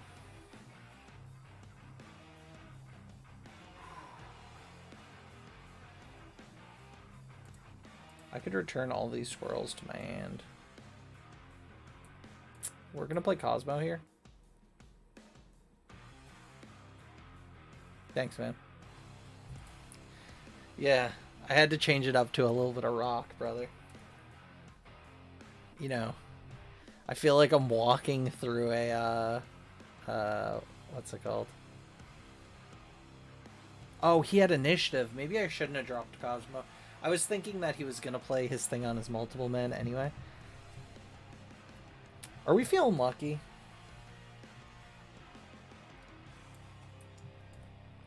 We have initiative now, right? So, let's play Gambit. So, this is what I'm calling right here, right? We're going to play this zone because he's going to push everything over, right? I'm calling this right now. Gambit's going to drop exactly Falcon. When it drops the Falcon, we're going to hit exactly multiple man. Ready? 200 IQ play right here. Okay, drop Storm.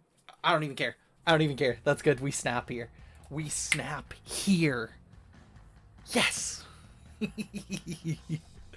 Oh my gosh. When Gambit kills their win con, it's the funniest thing because like Gambit he's a 1 health minion for 3, which is like a really bad stat outboost. But if you're thinking about it this way, let's say they have a 12, right? And you have this 1 and you're staring down the barrel of this 12 drop, right? You could pop the 12 drop, and if you pop that 12 drop, you have a chance of just winning by 1 point, which is very embarrassing. And it's very funny. And we love that.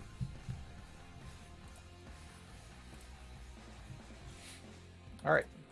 Still at 94. So today, we have went up a grand total so far of 8 cubes, I believe. So it's basically like we won once.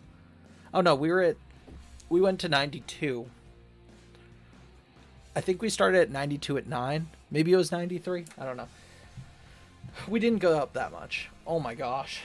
Oh my gosh. Look at this. Yondu, Korg, Falcon? Question mark?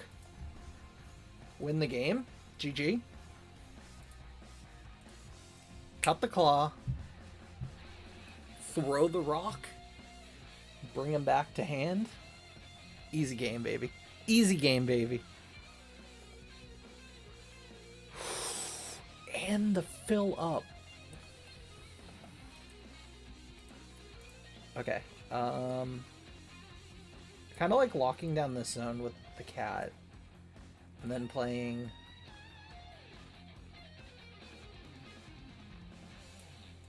Yondu Korg into Ant-Man. So now we have a really good zone. Okay, what do we rip? Destroy the Infinite, bro. That's the name of this song. It's just Destroy the Infinite. Oh, Rock Slide.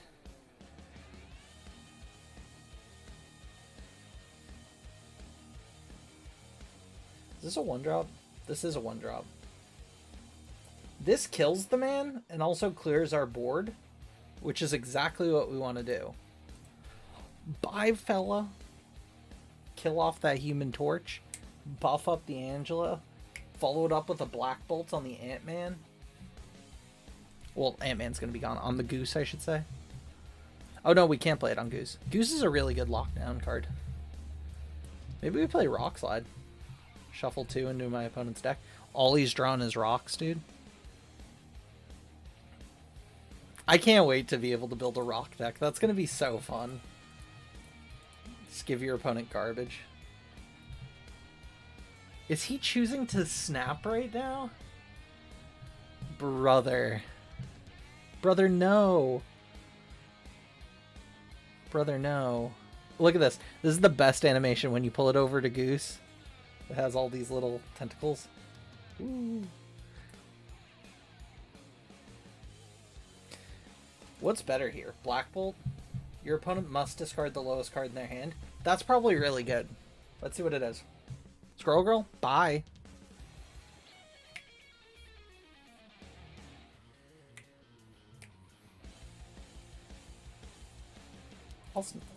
I'll snap.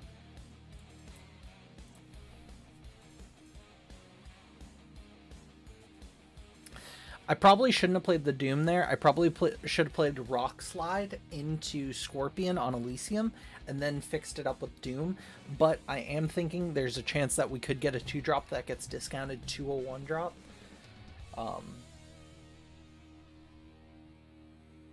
It's very possible. Very possible here. Okay, Doom into more bots. Let's see, is that the fat concede that we've all been expecting?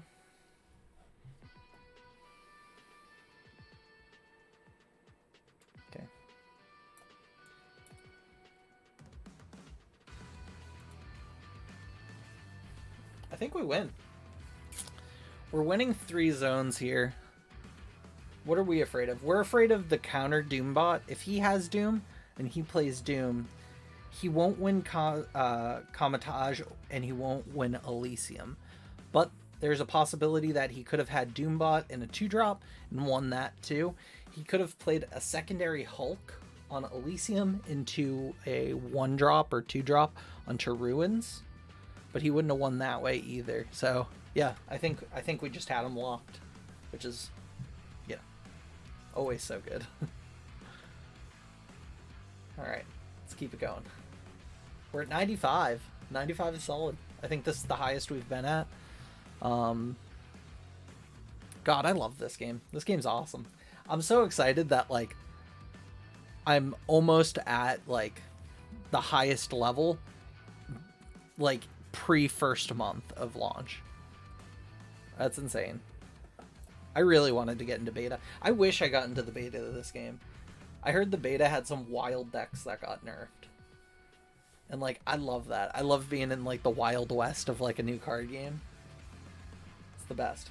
Okay, Machine World. Do we care about Machine World? I think we do. I think we have to respect Machine World in this matchup. Angela. We're going to play hard onto Limbo here. He is too, with his Angela.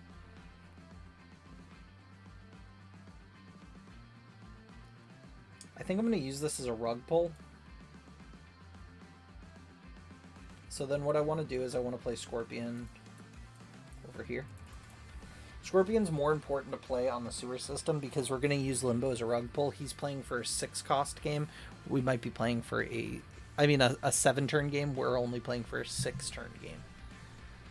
We do have Doctor Doom, though, and that always changes everything.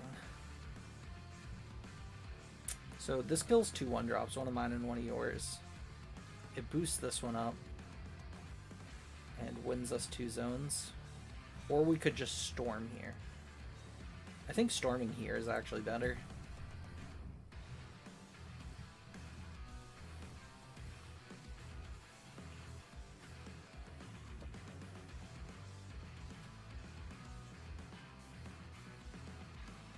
Yeah, I think this is better than trying to end it turn 5 or whatever.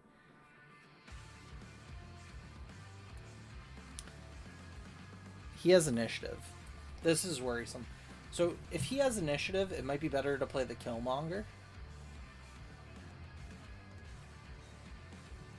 Killmonger might be our turn 7, though. I think Spider-Woman's still correct. You can only move 1 monster, or 1 creature, Nightcrawler. So, because of that, we're going to get a 3, if not a 4 discount. So we're technically playing a 10 on 5. Yeah, 10 on 5 is fine. It would have been better if it was an 11, but it doesn't really matter. Nightcrawler's dead anyway, so it doesn't... That's not the end of the world. Now, our Yondu is going to die.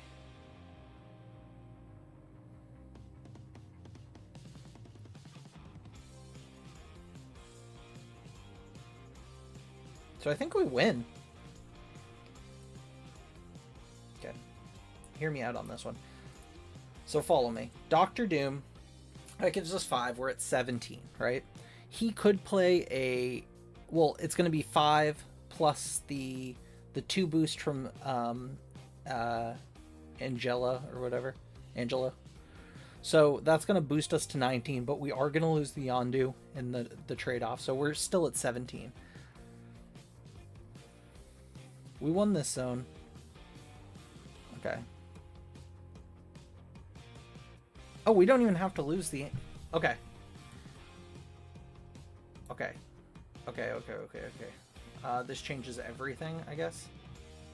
Because now we have a Cosmo. Can we cheat out any damage? So this costs 2, this costs 2. This costs 2. I think we play Misty Knight for the meme, though. So... We're playing 8 damage, so that's going to push us up to... I think we snap. Test the waters on a snap. Because this is going to push us up to 13 damage. He's going to have to play a 5-drop here. If he doesn't play a 5-drop, then we win the game. Because even if he tries to take this over, most he's going to play is a 12, right? We were winning by 5, that's a 5 on a 4. The only possibility is he has Hulk into a 1-drop, which is possible, but I don't think he has Hulk into 1-drop. I'm willing to make these moves here. Devil Dinosaur is solid here. Okay. into Mantis. Do we still win? No. Okay. So why did we lose? 27 plus 9 is 36. 13 plus... Oh, we're only at 32. Okay, so I didn't even encounter the... I didn't even think of the Devil Dinosaur. I probably should have pulled then. Yeah, he was playing Sentinel, and we're this far in. Okay, that was my bad. Okay, Sentinel. That's going down with the Spectra. I still have that, or Spectrum. I still have that listed. So, yeah, that was my poor calculation of damage. I probably should have pulled, though.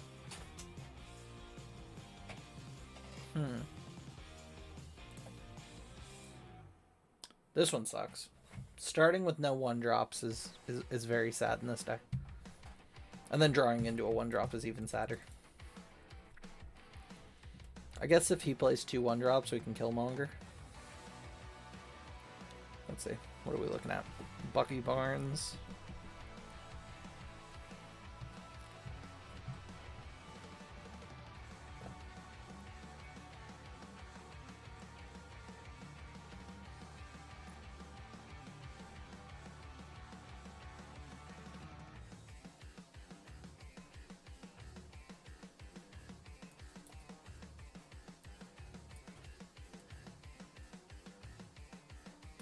Kind of like playing Cosmo here, just in case he has kill.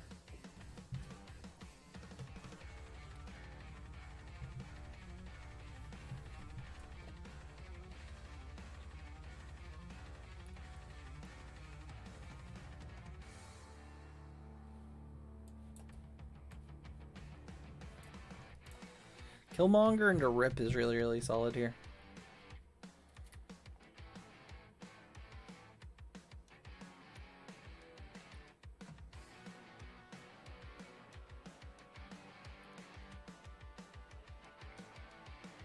That's a super solid Rip here.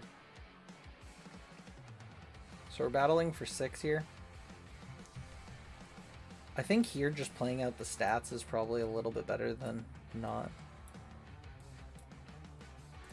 So if this punches the Winter Soldier, we win Hala. If this punches Death Clock, we win this zone. So it's like a win-win.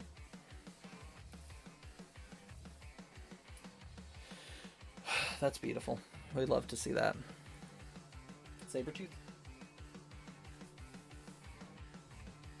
That's possibly the worst. Oh, if I play it right here.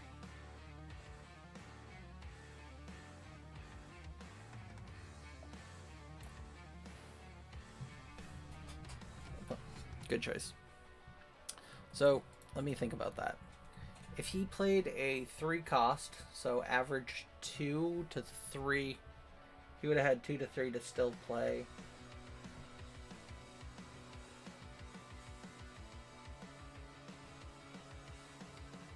He honestly could have put something in Hellfire and just won the game.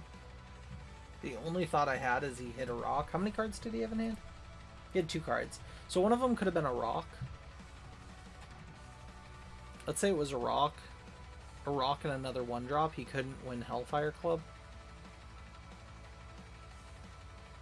Now, if he did choose to play both of those on Hala, he had a potential of winning that, but I think he was thinking I was going to play on Titan. That was weird. That was weird. I was about to concede, too. I'll take it. I'll take the 1 point. It is what it is.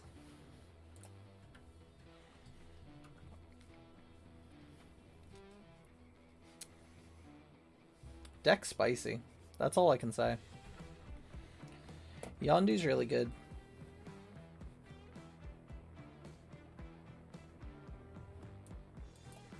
Yondu's good over here.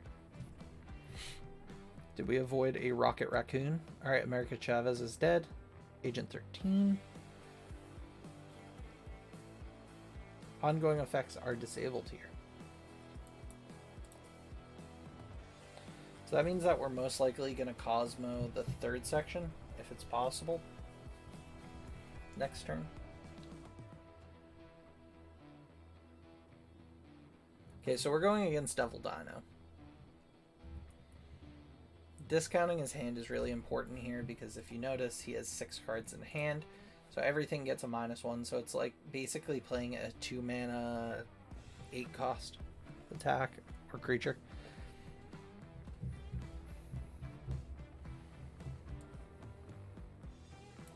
Let's just turn off battle cries here.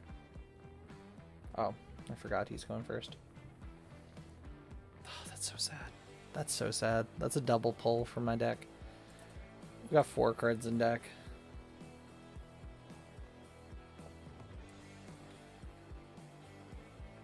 This is more hurtful on him, so let's play Killmonger into Iceman here.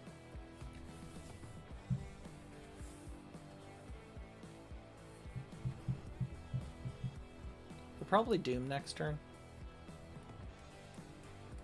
Oh, we can't. I'm thinking we're on turn 5.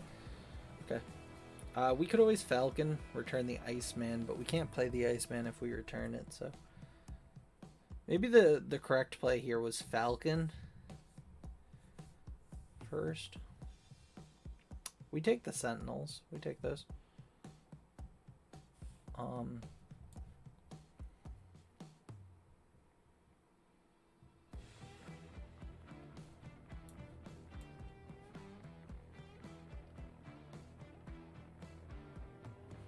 think I like the 3 health over here more. That way we're contesting the big house. Playing Storm on Machine World doesn't really mean shit for us right now, but that's totally fine. It's more about setting up the big Doctor Doom. I want him to think that we're going to go heavy into Storm when we're actually going to be going pretty light into everything else. There's a chance he could be playing Devil Dino on this turn. He can't play it at the big house, which is very safe for us. He can't play it at Isle of Silence because ongoings are disabled, so he'd have to play it at Machine World. What did he just pop off us? Must have not been that important. That's fine. Alright, I think we're going for the long game here. If he chooses to push and he thinks that he has it, that's good for him. He's going to win this zone if he chooses to play Devil Dino, which is fine. We don't want to play that zone. We're playing the other 2 zones. So, we're going to see here. He's already winning that zone, so Devil Dino doesn't seem like the play. We're going to be putting 5 damage on 3 different sides. If he can't win 2 of these bases, like if he doesn't dedicate to 2 of them, he loses. You have to dedicate to 2. Or just play something and then let Collector buff up. But it would have to be like a Moon Girl. So if he plays Moon Girl on Big House... No, he still loses because I'll be at 11. Do we snap? I don't think we snap. We're not in the correct position to snap. So let's just play the Doom. Electra pops the Iceman. That puts us to 8. So we're still winning on that one. Korg into Sentinel. We'll take the 2. Yeah, I think that one was too risky to snap on. I mean, if I thought on it longer, I'm thinking, hey, Devil Dino's not going to overrun these 2 sections, and this one's locked off. Oh, this one was locked off. I could... Oh, no, it wasn't, because I played Storm last turn. Okay, I'm just stupid. Okay, I'll admit it. I'm a little stupid. Now, I should have, I think I played that correctly. I maybe should have snapped. Snapping would have possibly lost me a cube, though, because if they just abandoned because they didn't feel right about it, I would have only gotten 1 cube. I think that was the right way to play it.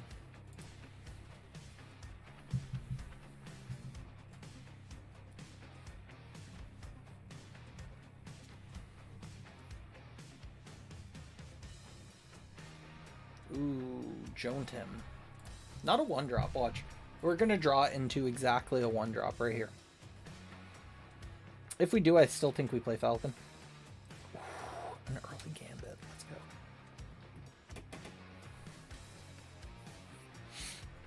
Scorpion here. Domino. Oh, that's Quicksilver. I always get this one mixed up with Multiple Man. Their track and field skins remind me of each other. So maybe Yondu into Falcon. Hope for the best. Rip the Ironheart. Return the Yondu.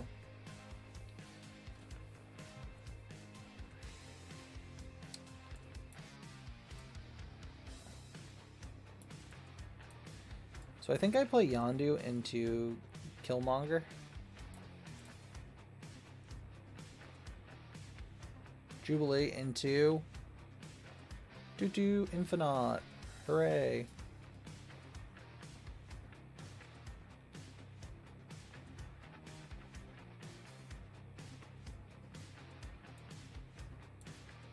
Shuffle into your deck. Gambit. Alright, here we go. Gambit is going to drop Spider-Woman and then pop the Infinite, and we're just going to win the game. It's going to be the easiest game of my life. Here it goes. Gambit, Infinite.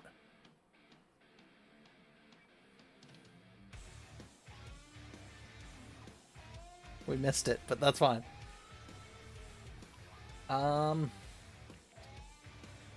Is there a chance to run this city?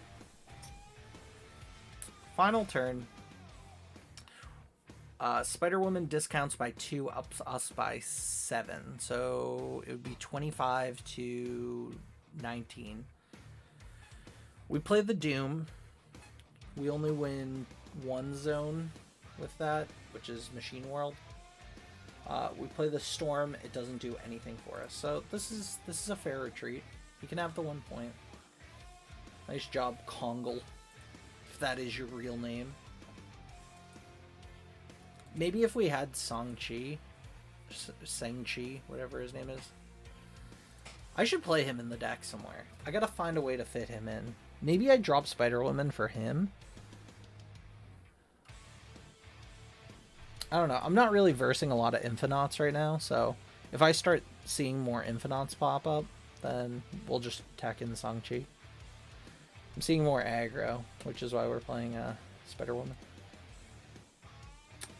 So we Yondu before we Korg. We're learning.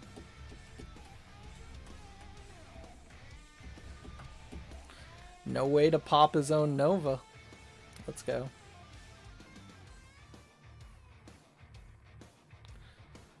Da-chugga-da-chug.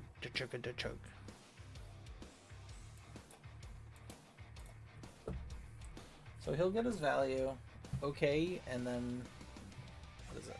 Bucky Barnes? Storm.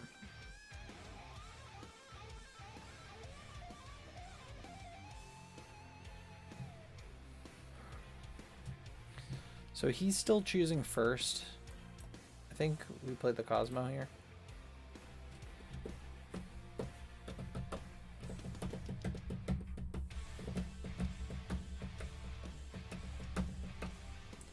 I guess he didn't read Starlight Sentinel. But that could just be on him.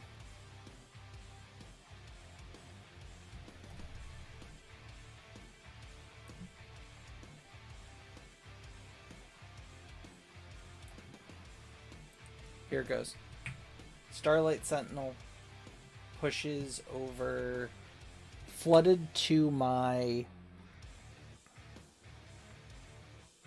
Starlight Sentinel, and Space Throne gets pushed. No, Space Throne goes where Starlight Sentinel is flooded, gets pushed over. Everything gets pushed over this way by 1. That would be the goal.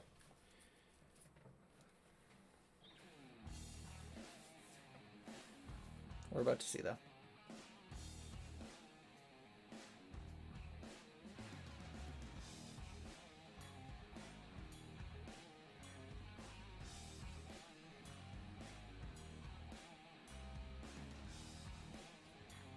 So now we're in an interesting position. He can't play anything. If we play Gambit into Scorpion, do we win anything out of this? I think it's better to just play Scorpion here because it denies it. He can't play anything. So he thinks he's golden. And then we finish it with the Doctor Doom for game. Snap.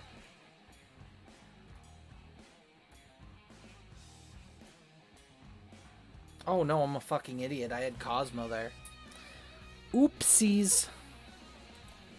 I just gave him 4 cubes. That is very sad. Cosmo is a stinker.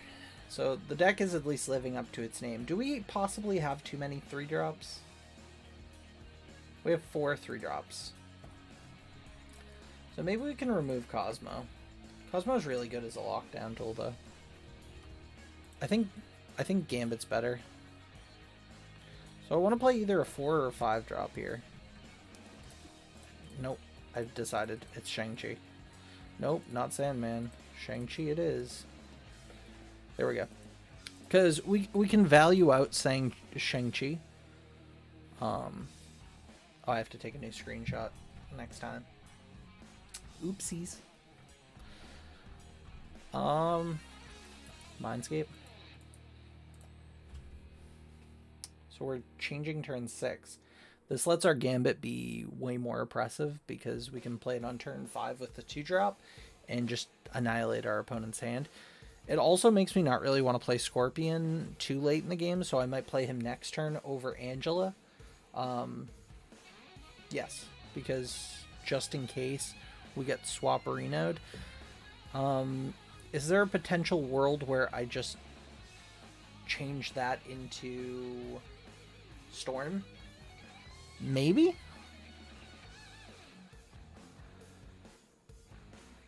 Ebony Maw.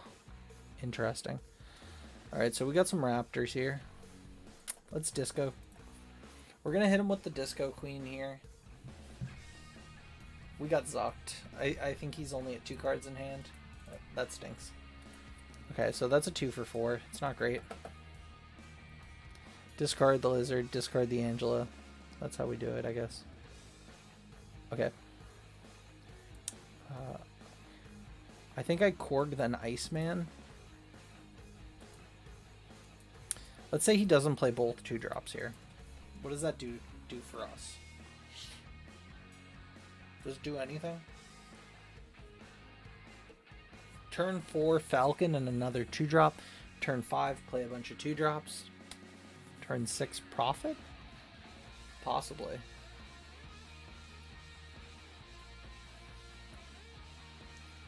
It's a weird game. Okay, Disco Queen.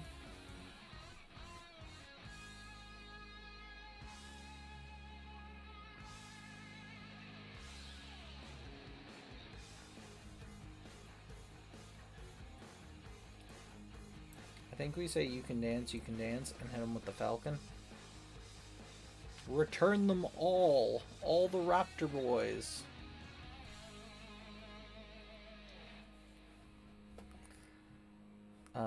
We're gonna Storm here.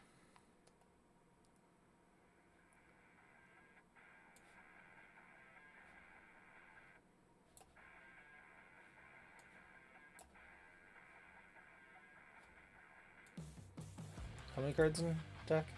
4. Let's rip first. Claws over. Fine. Storm.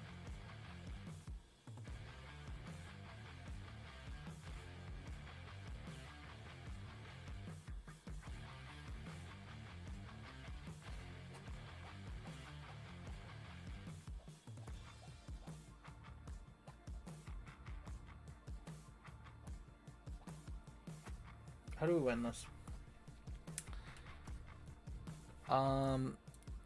2 and a 1 don't do anything for us. 2 and a 3 here, and then 2 1-drops. This would have to hit exactly Claw or Ant-Man. If it hits Claw, we automatically win the game.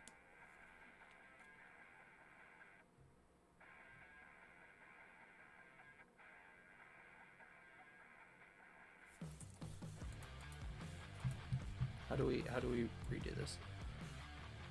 So throw a little stank on that. We can't play this. We'll only win one zone this way, so that's a fat retreat. That's fine. That's fine. We're good, we're good. We're still in 94. Alright, let's switch up the deck. We're going to switch it up in to movement. So movement is probably my favorite playstyle right now. I want to get into like discard more, like not personal discard, but enemy discard, and just like play heavy control. But I think the next goal is to go into debuff, like debuff the board and stuff. Once I get hazmat, I can start like really going into that, because I heard like the hazmat Wong into what's his name, Odin, is just like super powerful. Okay, Agent 13, fair start.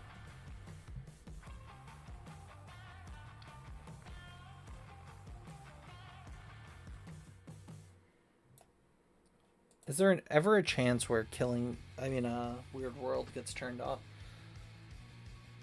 I don't think Devil Dinos play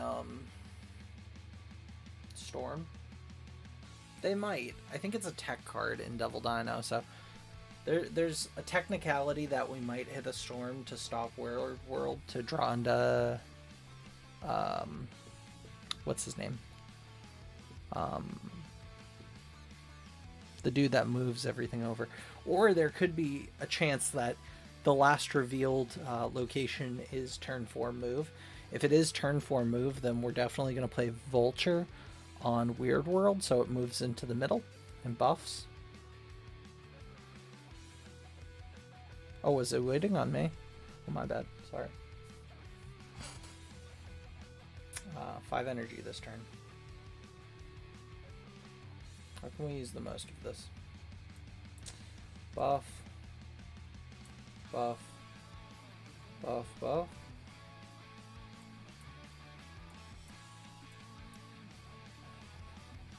It's a really solid middle play.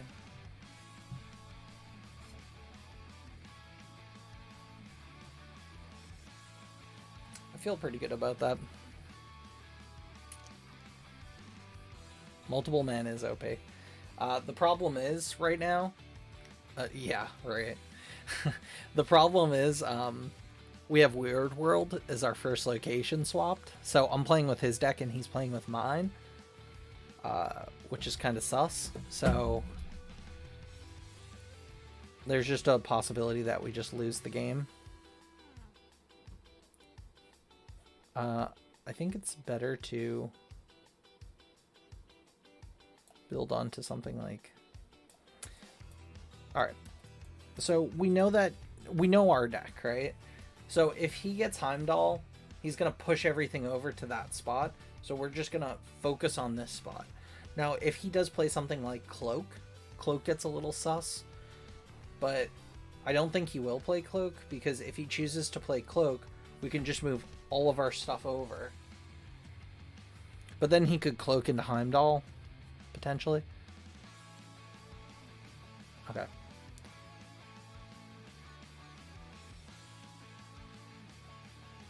So I think we just tempo her. Just like this. Vulture gets pushed with Nova. Nova dies, kills his Iron Fist, kills my Ant-Man. Ant-Man minuses 8 from this. Killmonger. Okay. So we're at 16. Elektra hits nothing. Okay.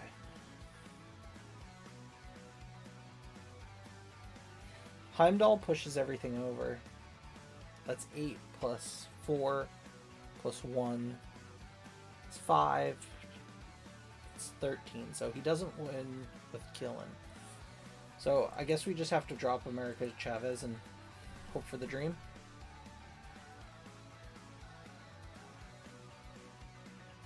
What a strange...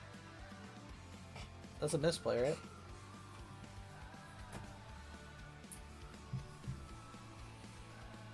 I guess he might have thought that I would like, he should have conceded there. Like, even Heimdall doesn't do anything for his deck there. If he had multiple men, maybe, but... Good game, I guess. We take those here. We certainly do take those here.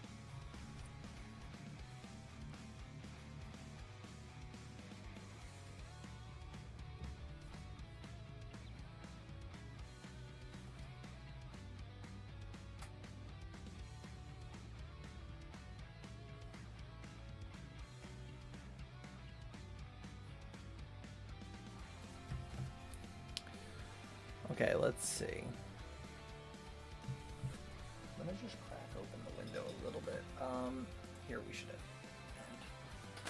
I want him to think that we have more complex of a turn than we actually do. Okay, let's see.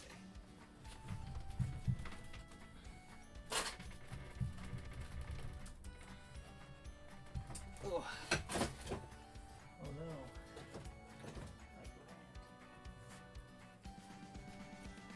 Alright, give me 1 second. Here I think it's better to play Angela.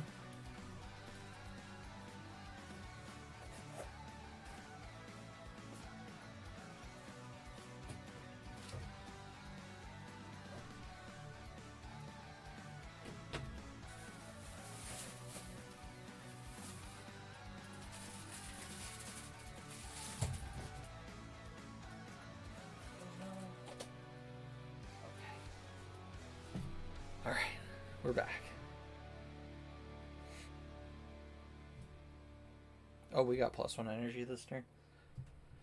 So the play here might be to go something like this into this still.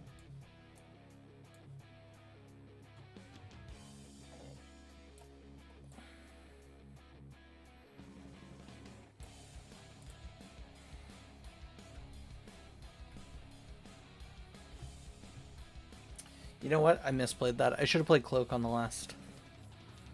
That's okay.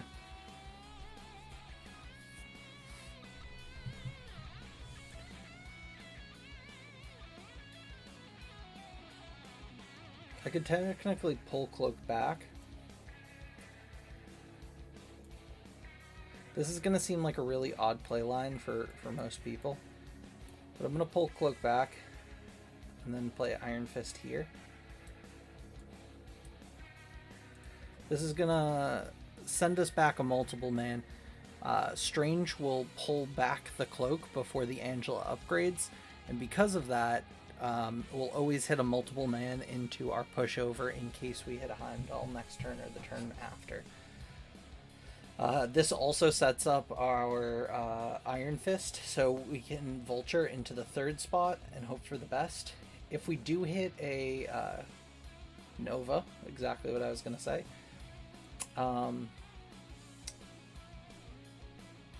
potentially... Oh yeah, sorry, I'm still live, right? Nothing messed up. I was trying to open the window, and I opened the window, and then a tiny plate that I had here fell. And now I can't find the tiny plate. Like, it was an empty plate, it had nothing on it, but it worries me. This kills me.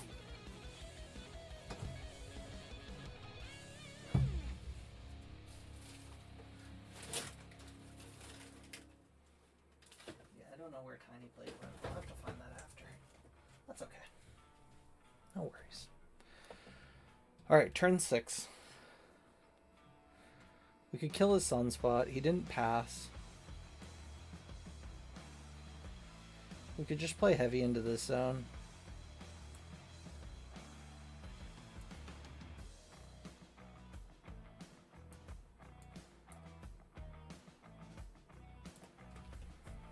That's certainly the play. I don't know why he's playing so heavy mid. Unless he's playing Doom, but even if he's playing Doom, we win. Nova pops. I probably should have snapped. This dude's name is Jojo. Fierce. Okay, GG. I personally think that people are understating multiple man decks. I know people are saying that it's like one of the weakest in the format for, like, you know, meta stuff, but it's literally like really good. Especially like because it's one of the highest location based decks. Like, it's really dependent on locations, and like there are just a lot of times you can just win by like outplaying your opponent because they don't, like, you know, they don't see a certain play line where you can move multiple men over to an unmovable location. I think we Nova here. Turn 1 Nova's not bad. Iceman. Ice baby. Craven into Vulture into Killmonger ain't bad. Locking down a Craven right here is pretty good. Vulture. Okay. So no Killmonger this game. Oh, the octopus one? The octopus one. Octopus what?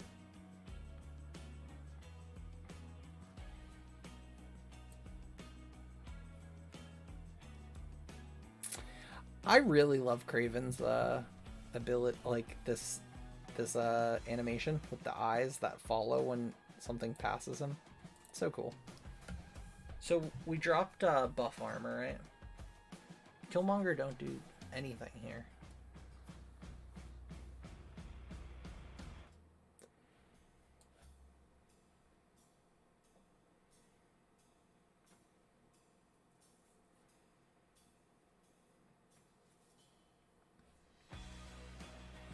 I think we play Killmonger over here for movement. This is always going to pull 2. So the goal here is to Angela into Doctor Strange. This will always pull these 2 over. We push them over at the end of the game and we win the game. Solid.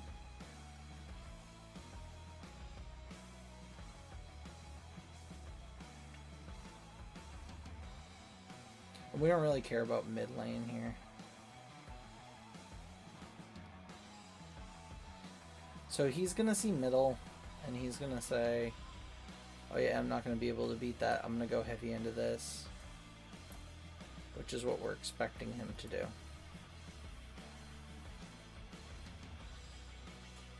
We could have always dropped Chavez on Nova Roma, but I think because of his play pattern, he has Warpath out, so he's not going to drop anything into Sokovia. If he drops anything into Sokovia, he ruins his own Warpath. So I think him going into Nova Roma is the smarter play. We move 3 items over, which are Craven, Doctor Strange, and Vulture. Vulture gets buffed by his own ability. Craven gets buffed by 2. Correct? Right? So that movement should push us over whatever he decides to play. Because of that, Killmonger will stay here, Angela will stay here, Hobgoblin will stay here, and we'll have an 8 with Heimdall. Do I feel okay to snap? No. Do I feel okay to win? Perfectly fine. Easiest game of my life, brother. I'm telling you. That's why I love movement decks, because they have to calculate how much damage something's going to get pushed onto, and they really have to pay attention to how they're laying out their boards and stuff. So I know when he plays Warpath, he's definitely not going to play something over here because he just played Warpath, right? If he was smart, he would have played something over here. Now, if he did, we would have lost that game. So it's good to play against the grain when going against a one of these movement decks. It's better to actually like play into what your opponent's going to, like where you think your opponent's going to drop their Heimdall is really, really important. If they're going to drop it in the rightmost, you might just want to drop something bigger in there because it's going to push everything over, unless they have a multiple man. Multiple man changes the whole equation. On reveals don't happen, that's fine. That's a safe zone for Nova.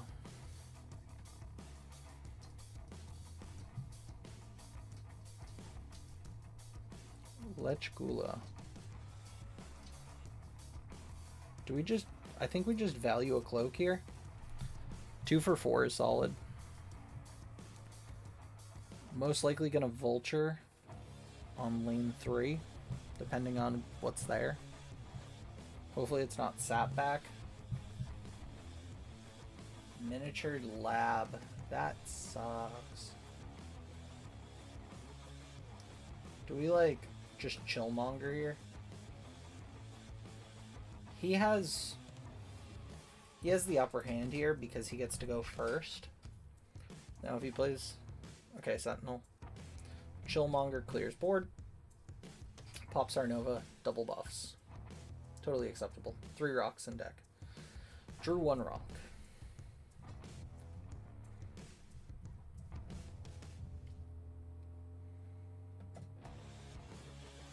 Playing a Vulture here doesn't do anything bad for us.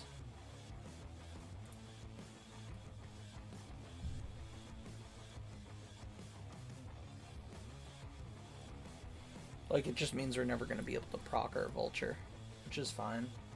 It's acceptable. We got Chavez on 9.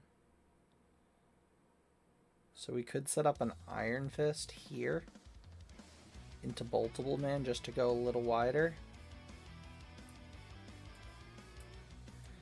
And we automatically know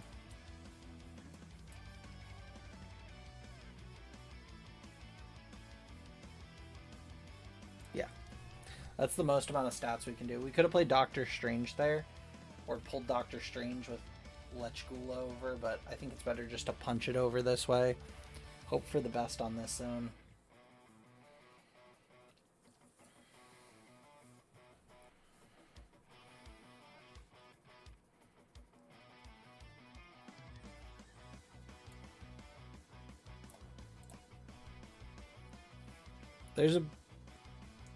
He could win here. If he plays a 7 in nowhere, and then he plays... No. This dude thought I was going to play something in. We're good. We're good. Chavez just did the work for us. Gotta love that. Gotta love when Chavez puts in that little amount of work. The smallest itty bitty amount of work.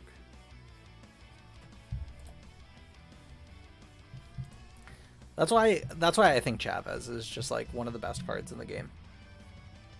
It's one of like the sleeper picks for a lot of people too, I think. I think a lot of people sleep on America Chavez. Like, you kind of have to expect every deck to have it.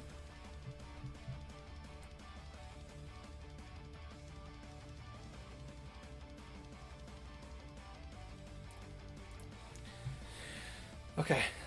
Play Iron Fist. Hopefully not the ice place.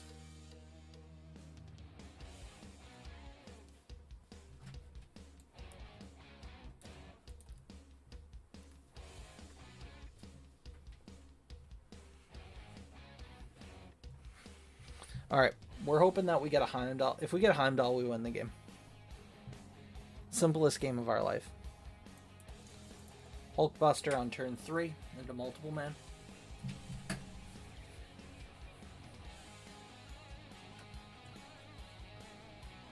Just gotta give some dancing, dude. Once I get Doc Ock too, we're gonna be building a Doc Ock deck. Just because I like Doc Ock. He's a cool character.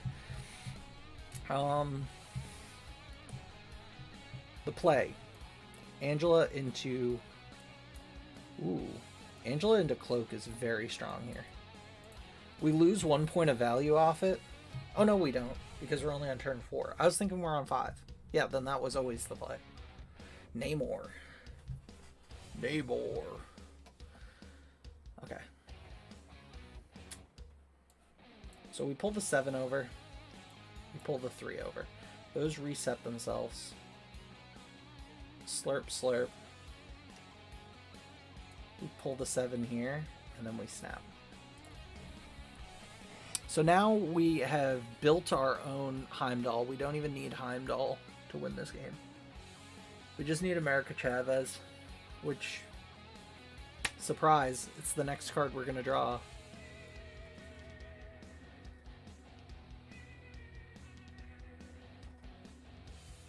Strange pulls the 3-drop back, pops the 7, summons the 7 back, and that is game, brother.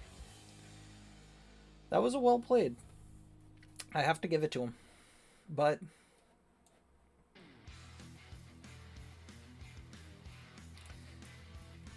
is there a better play here? We go first, right? We could technically Killmonger, killing our own creature, and then playing Mr. Fantastic. That's a worse play though, right? Because we're only getting 8 value over 9. Chavez is just too good. You drop Chavez and flooding and win the game. We're actually losing 2 off that too, so we're only getting 6. Yeah, Chavez is always the play there. It's good to overthink though. It's better to overthink than to underthink. That's how things work. Alright, so let's see what we got. This is the best Lockjaw I've ever seen. I might actually get this variant. Look how sick this is. This is amazing. It's just so good. I love that. Okay, Lady Death. That one's cute. It's okay. What is it called? A first form? Oh, it's when she's younger, right? It's okay. I like regular Lady Death way more. Squirrel Girl? It's alright. I like how the squirrel looks. I don't like how Squirrel Girl looks. This Colossus variant looks so good. I have 3 variants of Colossus. Well, I have 2 variants of Colossus and then the regular. Oh, maybe I have 3. I have a lot of Colossus variants, and I've never really played Colossus. I think Colossus is a very okay card, but all of his variants look so cool. Like, he's one of the characters that I just wish looked better. I mean, did something better. Like, ongoing can't be destroyed, moved, or have his power reduced, which is cool. That's very Colossus. But I kind of wish he had, like, a ramp-up effect, right? Where it's basically, like, every turn that he's in your hand, he gets a +1 boost. So if you play him, you know, turn 6 and you've had him all 6 turns or whatever, he's a 2 for 9 or something. Something where he, like, boosts himself. That'd be really, really cool. But I guess he's just supposed to be sturdy because he's Colossus. I don't know. His art's really cool. His effect is okay. Killmonger. I love this Killmonger. That's really cool. I really like these Venom skins. Those are sick. And then pixel art, I don't really care too much about. Goose. We got Goosey. We got Dracula and Spectrum. We got our free 50. Very cool. So let's bump something up. Something that's green that we play. Nova? No. We can bump up this Nova. Okay. Animated Nova. I think this is one of the best variants, dude. I think it's so good. Let's see if we can get some more rock on here. Okay.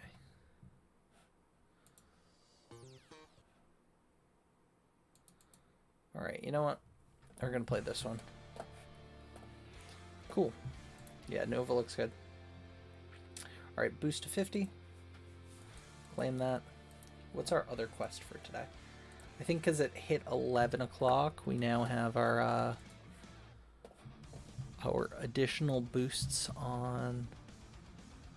looks like comic strip in a newspaper. She's doing an emo post. Wait, who is? Sorry, I read this wrong. Are you talking about this one? The Death? Death is okay.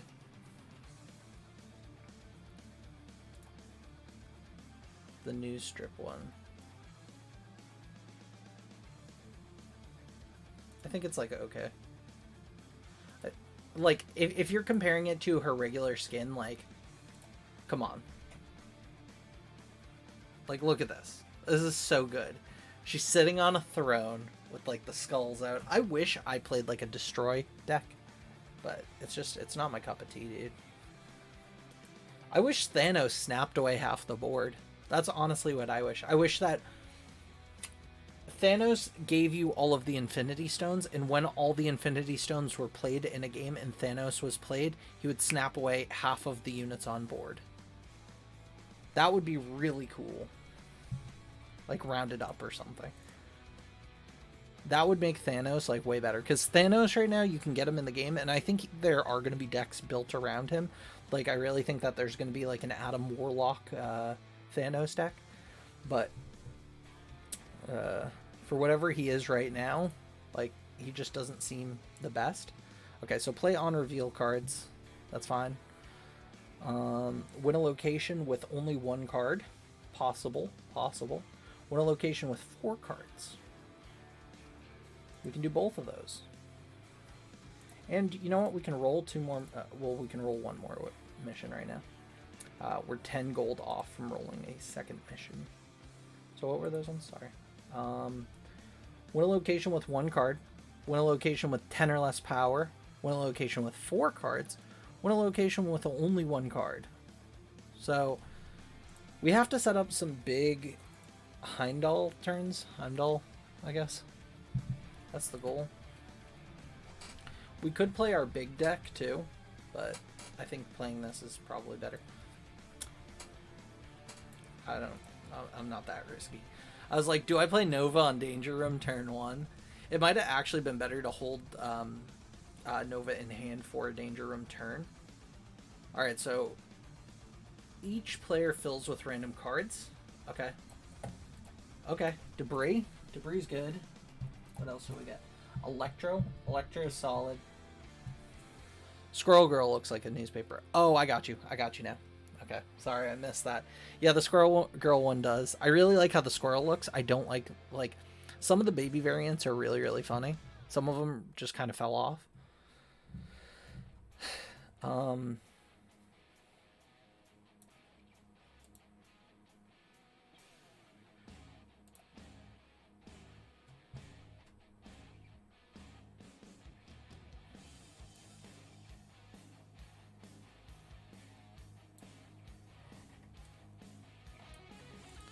So next turn, I think we play Heim. Well, we can't play Heimdall yet. We could play Electro, potentially.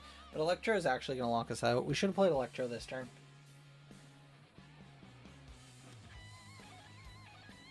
Okay. So we're going to test the waters with this guy.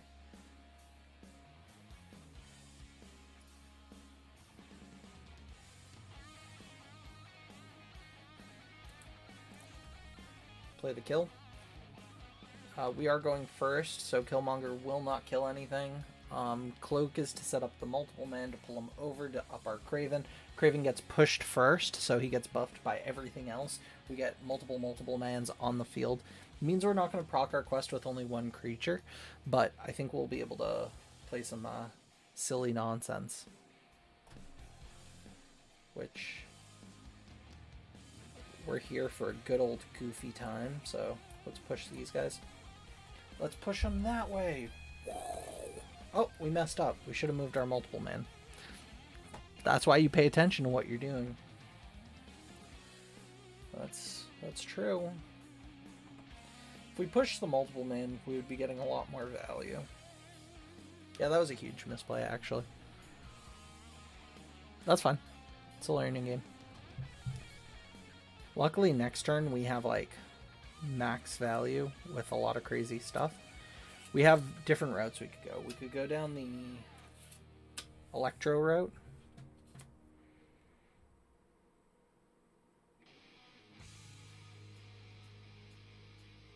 Professor X.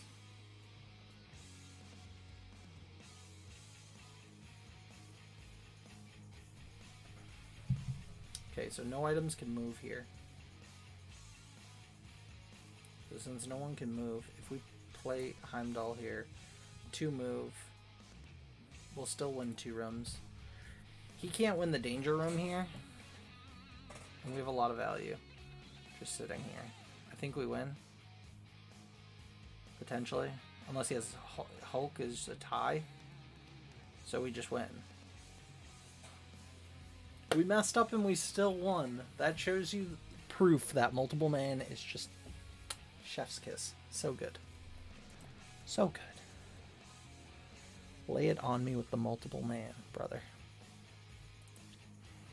Alright, I am going to, I think, convert my desk into a sitting desk at this point. So, if my chair squeaks a little bit, I apologize. I'm dropping everything. Well, at least I found that one, so that's a positive. Okay. We're going to come right over here with this.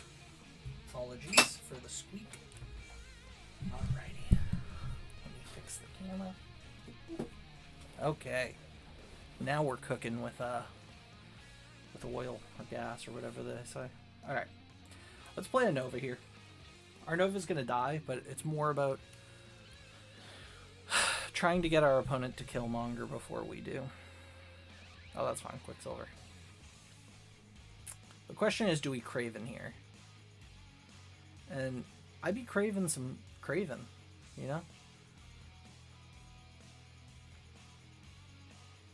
Or do I Iron Fist to set up the Vulture? I think we Craven. Craven just makes too much sense. We have Heimdall already. If we get a multiple man, that's so good for us. Angela's actually not bad either. We can go Angela into Iron Fist. We shuffle into our deck. Possibility to hit a...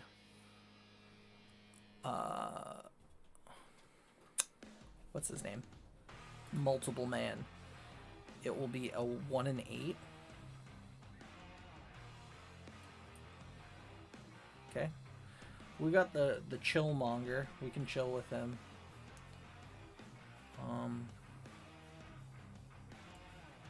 So we're definitely playing multiple man, right?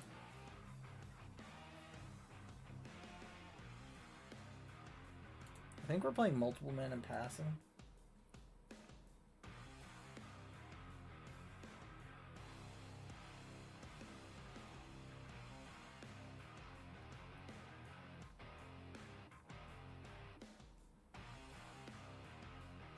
Okay.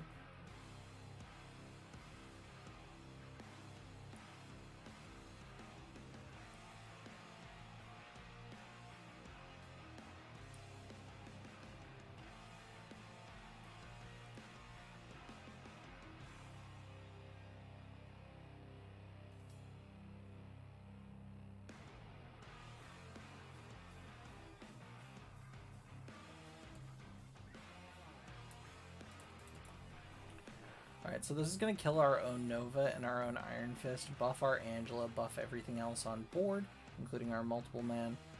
Our second multiple man will proc with a double Craven. Aw, that sucks so bad that now we see the Sunspot. And I think that's game.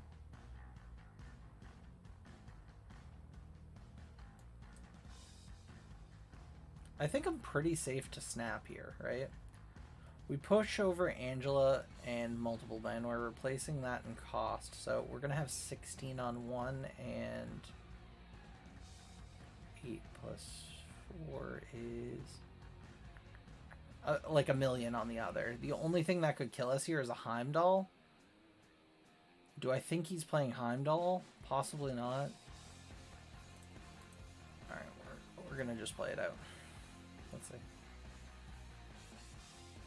Yeah, I probably should have just snapped. What does he have, a Hulk? Hulk doesn't do anything for us. Interesting. Okay. Yeah, 95. That's cool. We're moving with movement. Like I said, this deck, like, honestly, if you're in wave 2, and this is either, like, if you're at wave 2 and you see a multiple man, you don't even need Vulture to make this deck work. You could consistently win with multiple man without Vulture.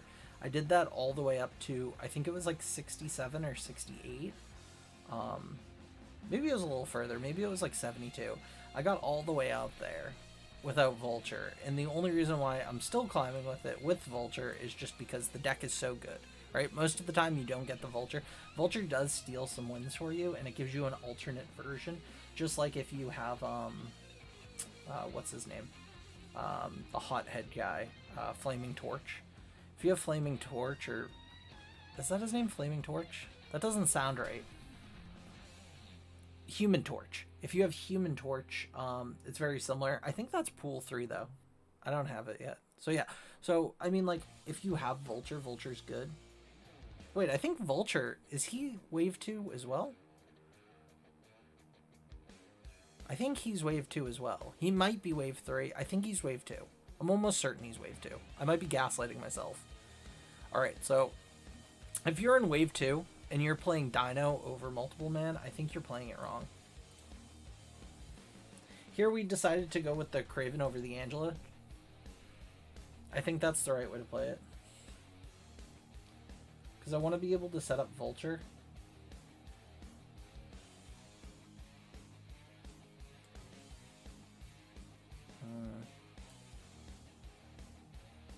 That's certainly a tough one. We're certainly in a predicament now.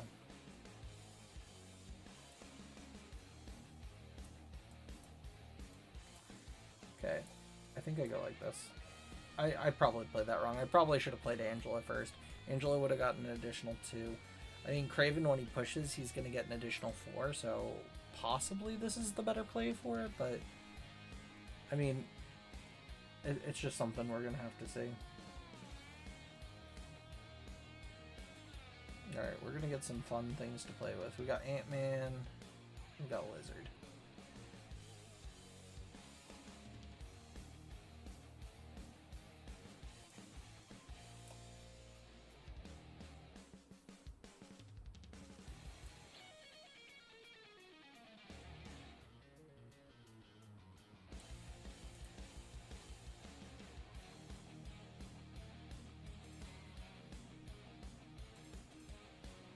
This lets us get away with not using Heimdall this game. We can still use them if we need to, but this is going to allow us to get early buff on Kraven only by -1, but it's going to buff our multiple man up to an additional unit on board. I think we're good. He's not going to go for Karmatage here. That's the way to play it, bro.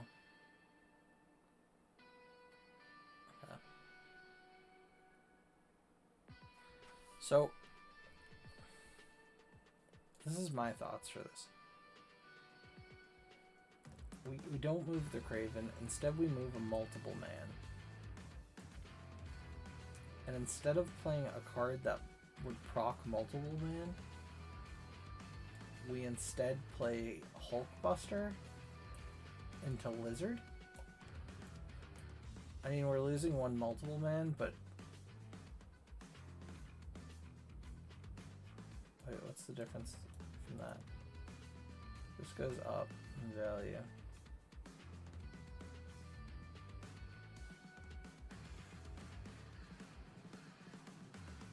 Yeah, I think this is the right play here.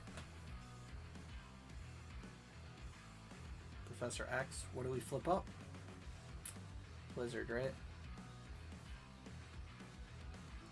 So now we're really looking for Killmonger here. If we hit exactly Killmonger, I believe we win the game. Oh wait, we get America Chavez.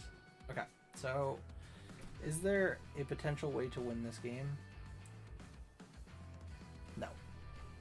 We retreat here. That's fine. I think it was the misplay with the Angela, turn 2. I probably should have played Angela over Kraven. That's okay. It happens. It happens. Like I said, I'd rather lose 1 than 4. We've made it this far with movement. Alright, let's keep moving. No pun intended.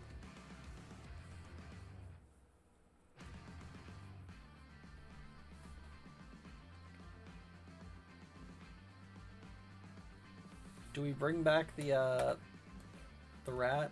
There we go. There he is. Enjoy him. Alright, cool. Bar with no name. This is going to be a tough match. Bar Sinister.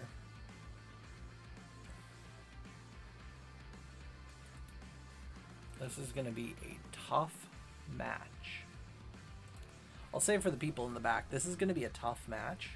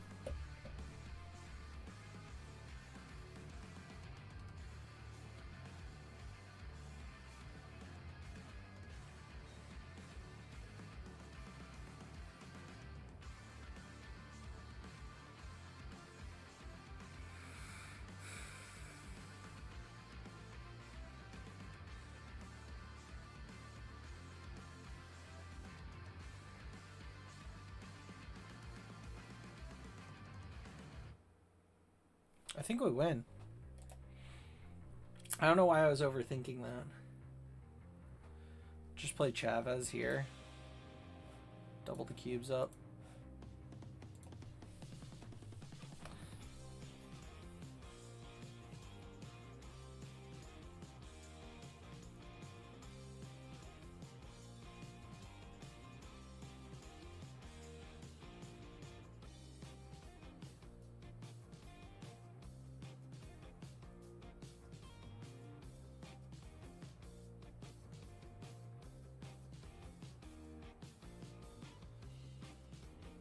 None of this matters. I don't know why this person didn't concede. It's very strange. I thought we were going to lose because of Bar with No Name. In a movement deck, that's usually just a free concede, right?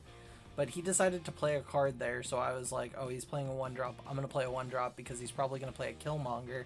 And if he plays a Killmonger, it's going to take over his Bar Sinister, so I'm just going to win if he does that.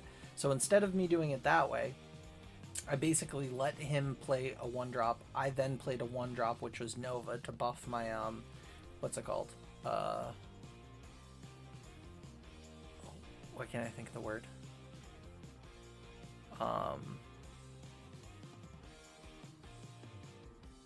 To buff my multiple man. I don't know why I couldn't think of that. And then I was like, I'm just gonna sit pretty with America Chavez, because if he doesn't have a Devil Dinosaur on turn 6, I play Chavez and win the game. Either way, I won the game because he decided to also play a 3-drop on Bar with No Name to buff up the second one because he thought, oh, this is the way to do it. When I think the smarter play for him would have just not to play the if he didn't play the 3-drop, right, we would have tied on board for that one. I would have won the location by 2 points. He then plays Devil Dinosaur and wins the game. So it could have been a misplay, but he had multiple times that he could have pulled back. Did we get this one too? On reveals, we still need 6 of this. Let's check it out. 300 credits, 50 gold, season pass, upgrade, refill, thank you ma'am. We're at 650, we got a season pass upgrade, let's check it. Hawkeye boosters, beautiful. Alright, let's go to the collection, we have 650. Let's see, can we upgrade anything big? Quality.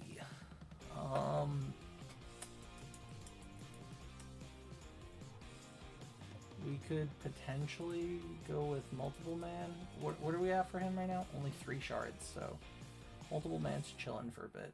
What do we have for Killmonger? Oh, we have so many for Killmonger. Let's give Killmonger some love. Shiny logo. It's good enough for me.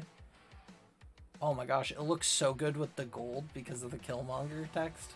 That's just a good looking card. Killmonger, I think, is one of my favorite cards in the game. Wasp. My secret power is that I get things done.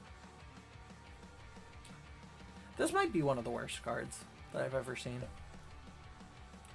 I guess it's good in a Patriot deck because it's a 0 for 3. But why would you play a 0 for 1 in your deck? I guess it's good with a Lockjaw deck because it's a 0 for tutor on turn 3 with Lockjaw. But you have to draw this in your hand, and you can't draw it off your Lockjaw or Jubilee, so it's just bad in those cases. So, unless there's a deck that, like, really goes around getting out 1-cost cards really, really fast, which even aggro I don't see would play this card. This is like a -1 card in your deck. This card kind of stinks, I'm gonna be honest. It's very underwhelming. Okay. What else can we upgrade here? Cloak is worthy of an upgrade. I think we've used Cloak long enough that he is worthy of an upgrade. Okay, animated Cloak. Does his Cloak move? Beautiful. I love that, actually. Cloak. This is the one that comes with Dagger, right? It's Cloak and Dagger. So I'm guessing Dagger is already a card in the game, and I'm wondering if it works with Cloak. It might be a movement-based card. What else do we play? We haven't upgraded Sunspot at all. He costs 200 to upgrade, so maybe soon. What do we got for missions that we just rolled? We got win a location with 20 or more power. That's very easy to do. And then play 1-cost cards. We have to play 10 of those. Okay, and that should push us up to 300. Do these weekly challenges, do they only count for daily missions? Because I was going to say, we're about to finish this up too. Okay. let's finish up our quest today, and then we'll probably call it a day on stream for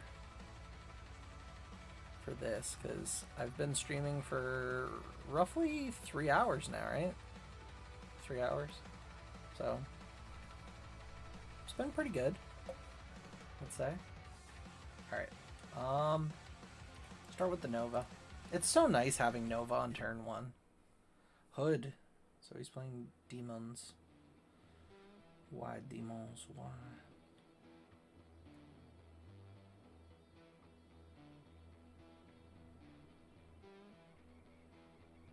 Spring. There we go.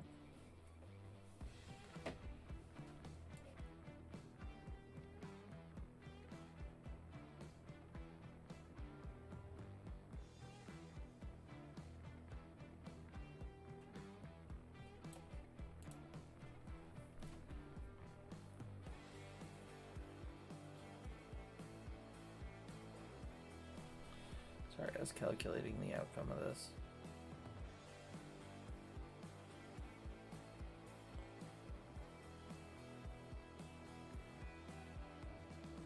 I could Iron Fist early,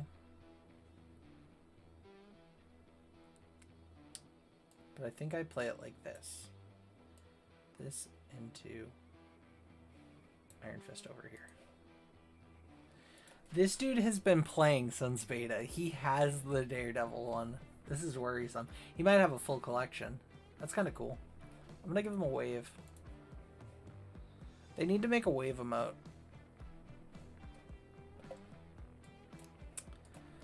Punch it, Chewie. Buff to 7. Punch it back. Bifrost moves it back, and that should possibly be game. Alone on that. We could play Doctor Strange or Killmonger next turn. Killmonger's probably stronger. If we top deck Heimdall, it's definitely Killmonger. If we don't, it's Strange. So we buff with the Kraven. Push that back. Deadpool. Killmonger. Oh, he did it for us. Thank you.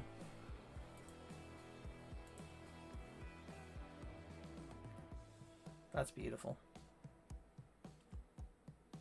So now we always Strange here. Pushes the multiple man back.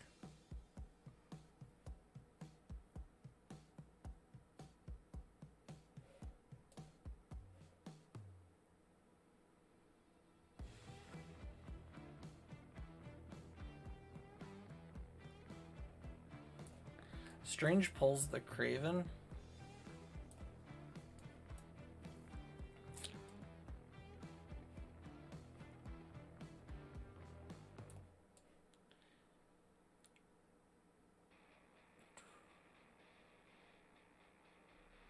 I think I like going like this. Yeah, he was planning to play middle.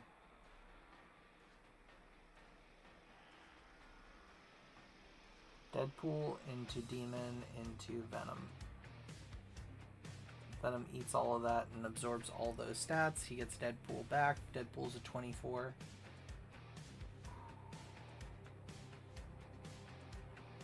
That's slightly worrisome.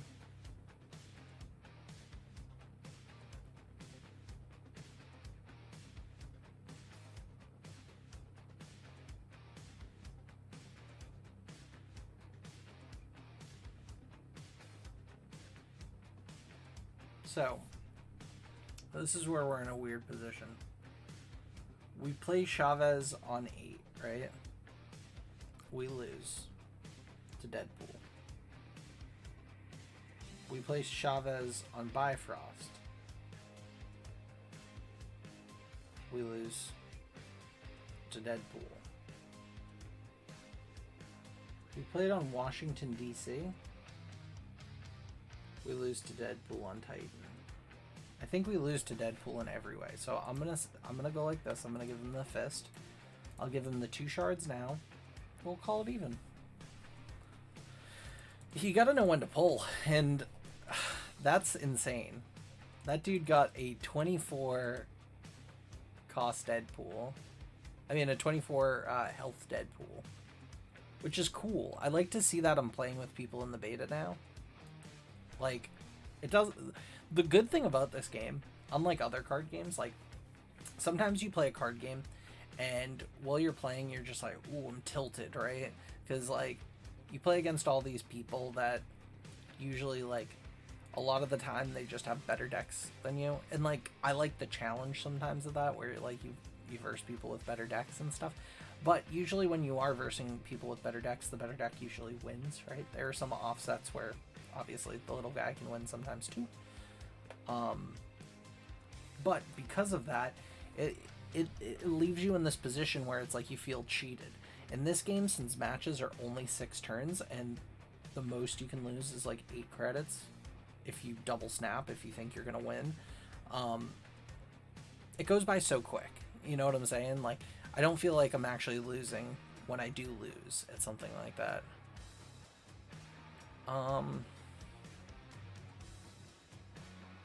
What's the call here?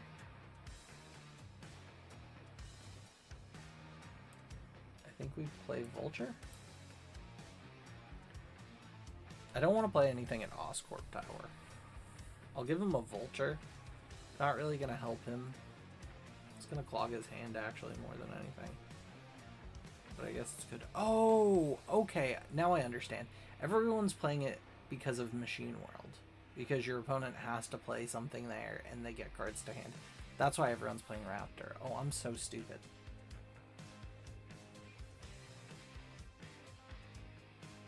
Okay, let's go like this. Into this. We're hoping to see a Killmonger.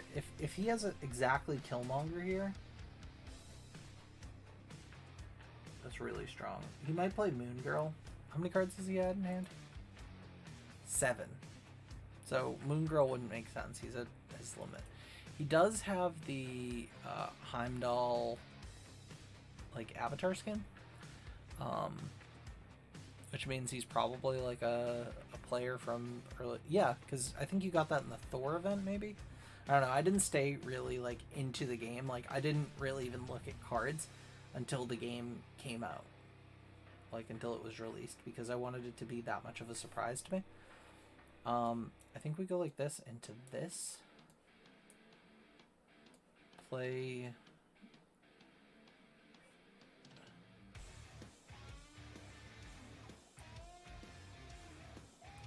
You know what we do? I don't really care about Oscorp. We've already won this one, so let's undo all these actions. Let's pull Multiple Man and Nova over here. Play Jonesy over here, and that lets us play our girl 9. Ronan. What does he do? +2 power for each card in your opponent's hand. Interesting. Interesting, huh?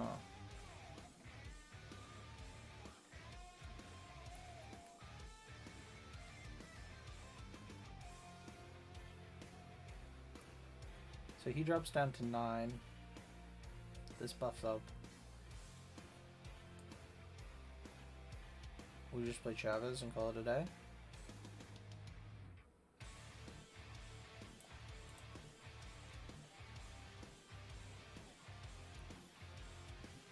Yeah, we win. Maximus, cool. Punisher, cool. Oh my gosh! Maximus with Ronan is so good. And this quest. Wait, what the heck? Yeah, this dude's definitely a beta player. That's so cool. That's something I didn't even think of. I was like, when are you going to play Maximus? So these next, like, 5 levels are going to be very difficult. I'm calling it right now. This is what Hearthstone Ladder was like. It's like trying to grind out like little point by little point and then losing. This might just take me the full time, you know, the full week or whatever's left on it. I think it's 6 days, or possibly 5 at this point. I think I play Nova. Nova Multiple Man, or do we play Angela? I think we play Multiple Man so it doesn't clog it up. I'm versing Gago Tosapa. Welcome, brother. Welcome. Monger's really, really good. Raise your Mongers. You might play Craven though. Swarm. Swarm.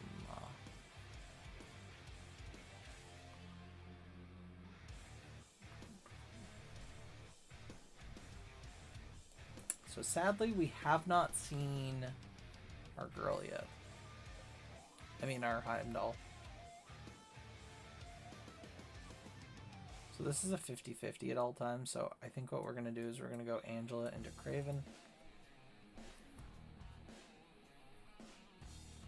I want to trick him out to think that we have Heimdall, and then just not play Heimdall. Adam Warlock, he draws 2 and Ant-Man, so that puts him to, how many cards in hand? 5? 4? 3? 4. That's what I thought.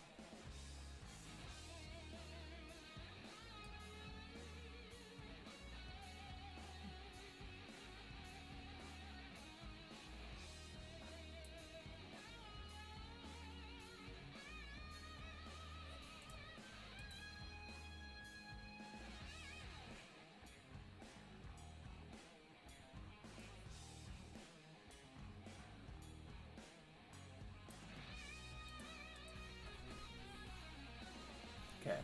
Cloak into multiple men. If this hits multiple men, we win the game. No, it hits Vulture. Damn. Okay, if that hit the multiple man, we would have been good.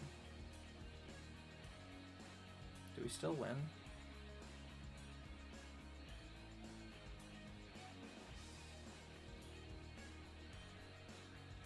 Can we forge a victory off of this?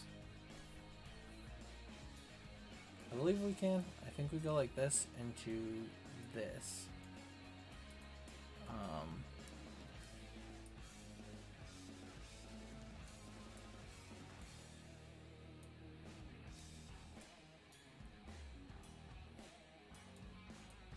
Move the Nova. Play Monger into Ant-Man into Swarm.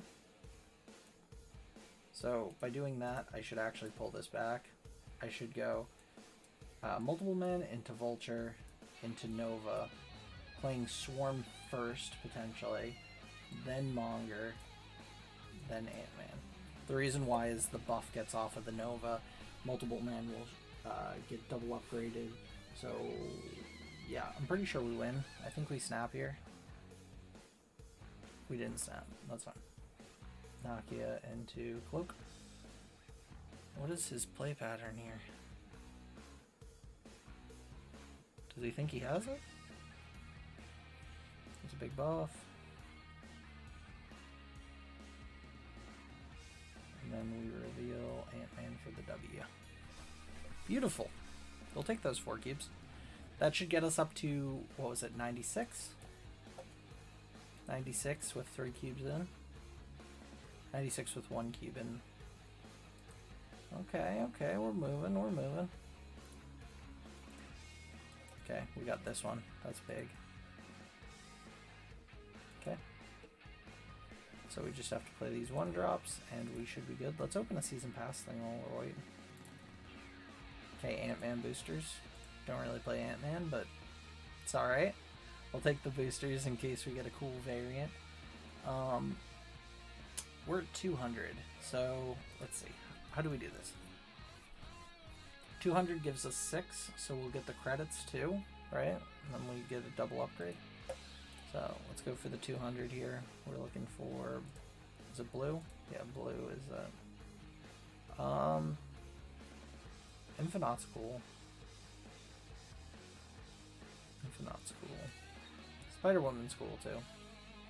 Ebony Maw's cool. Doctor Strange is very cool. It's like my favorite character, so we'll go with him. Get him animated, get things spinning. I really think that they should have made these slowly spinning, like slowly rotating. I think you guys can see it on the stream. The shields he makes. That'd be cool. Okay, grab that. Human Torch. When it moves, double its power.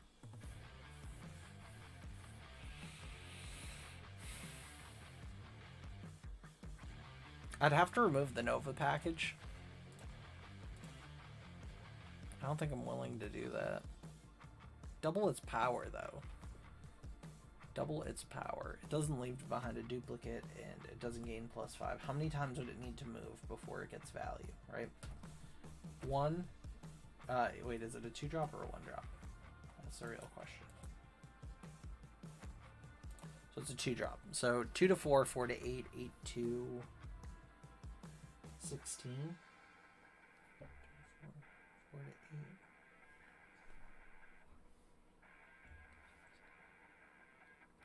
So it is a 16 on a 1, which is insane.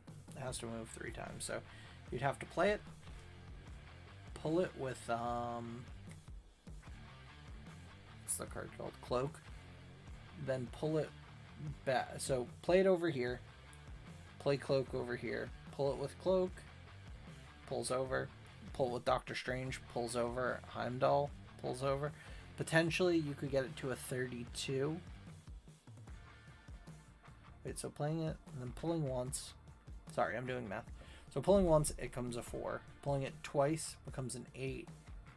Pushing it once is a 16, and then if you do get Iron Fist, it becomes a 32.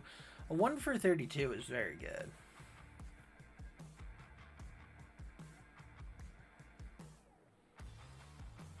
It would have to move at least twice per turn to give us the same value as Nova.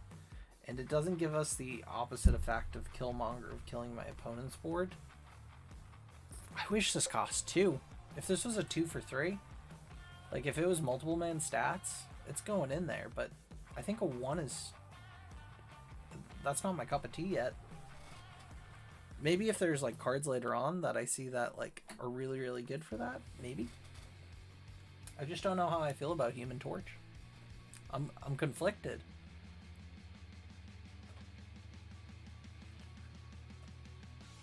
Like, I think the problem is it's 1 unit, and it's on a 1 body, so you'd have to play armor. So like, if I replaced my Nova and my Killmonger with that in armor, that's a different deck. Like, that's a different deck completely. I don't know if it's worth my time. I'm gonna wave to him. What do we get? Mojo. Bold players have 4 cards at this location, gain 6 power. Solid.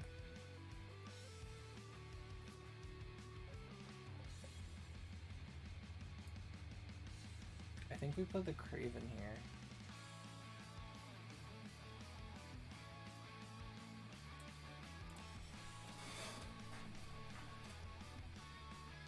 This is going to be a tough match.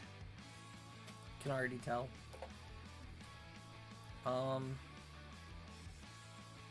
Hub multiple man.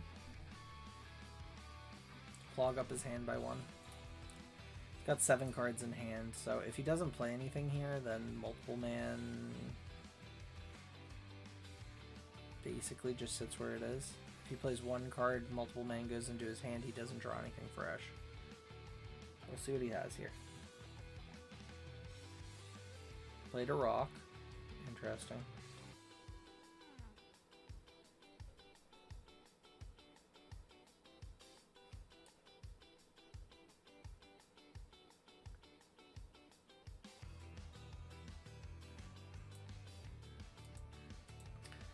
So, how does this work? Does this give him a 7-cost multiple man to hand? Hellcow. Disco Inferno 2. Drops the multiple man.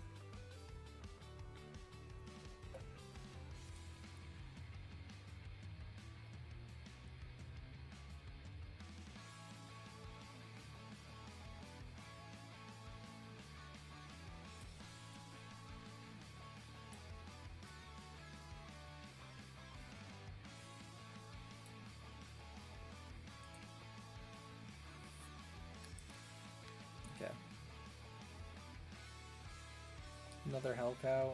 Drops the Infinite. Drops Magneto. Isn't there a card that, like, spawns everything? I think it's...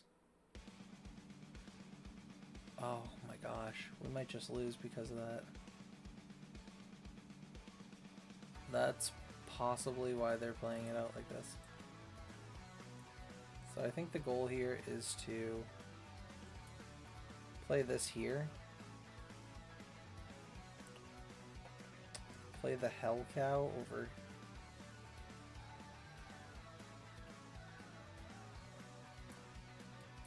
Maybe this is potentially the game. I'm willing to call a loss just to see what the card is. I'll lose the 2 points here. Because I know there is a card that does this.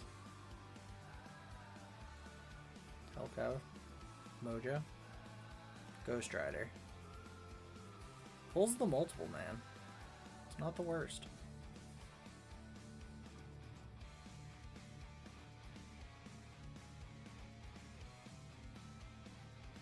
So the deck is built around just Ghost Rider. Bring back one of your discarded cards to this location, so it's only once. I guess you kind of want to play that with Wong, right?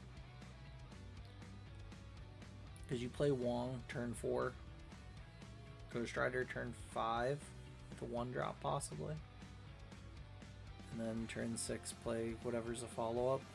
You could play Odin, but it only brings it to this location, so it wouldn't really matter with Wong. I guess you could play this with Odin. It's very strange. It's very strange he would have chose to play that out, because I don't think he knew he was gonna... I don't know. Maybe he thought I was gonna tie.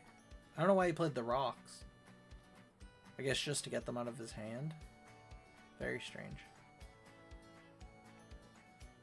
I'm more confused now. Okay, Daredevil or Hellraiser sounds like a good card, though. It seems like it opens up a lot of play for discard decks. I thought there was like a 6-drop that pulls like all cards discarded this game. Maybe he was looking for that.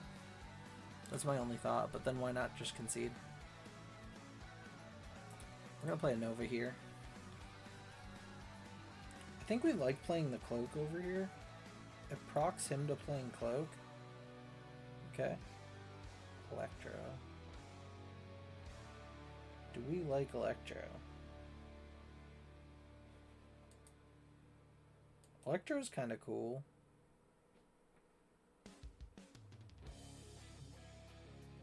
The hard limit of 1 card per turn.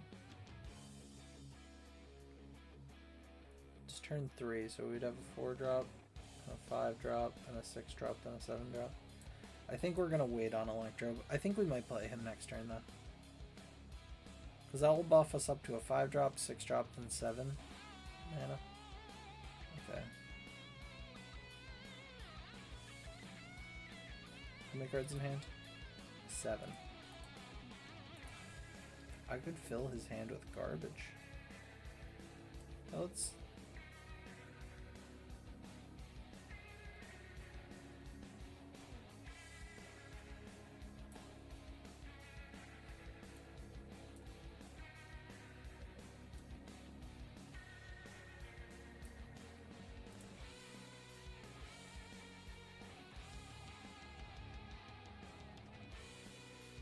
Killmonger's good. Buff up my Electro. Okay.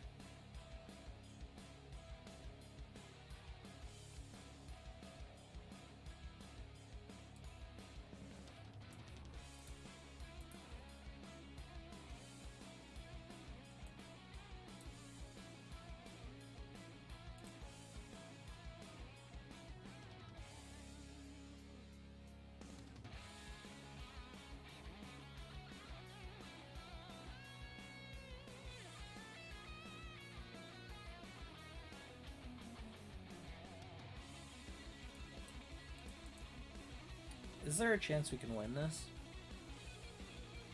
I guess it really matters what he plays here. Magic. Okay, so there's a turn 7. That makes my life a little bit easier, I guess. Play the Chavez.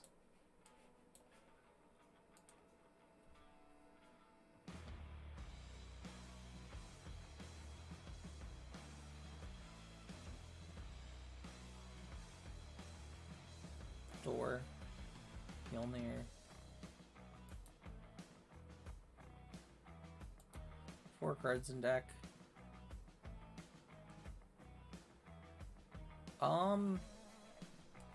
Hulkbuster is the best here.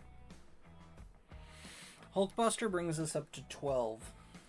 Mjolnir will give him a +10, right? So if he gets Mjolnir, he wins this location and wins this location, so we would just lose the game. If he gets a 5 here, he wins the game. I think we're in a losing position. Yeah, and he chose to snap. Good thing he called it.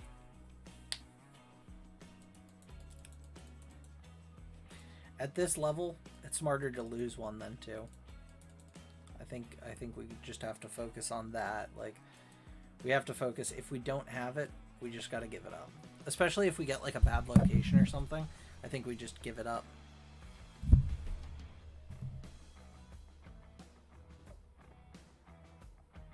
All right, I'm gonna do 2 more games. So this one, then 1 more. He's choosing to snap early.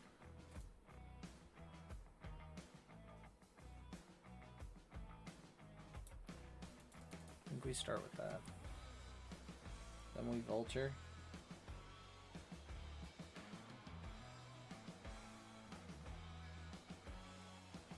+1 power here.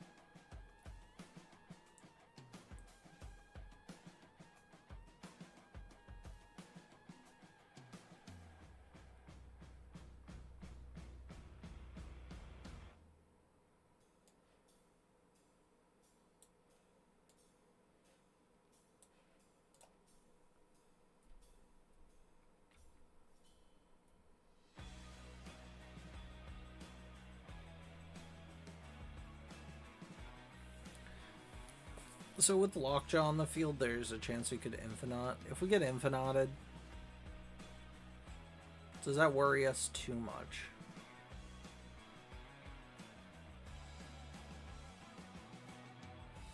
What does Polaris do? Move an opposing 1 or 2. 2 cross card here. Scorpion. Okay, Scorpion hits the Heimdall.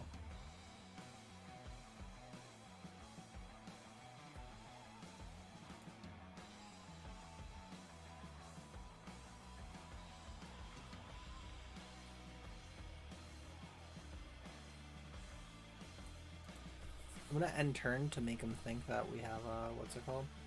Infinite.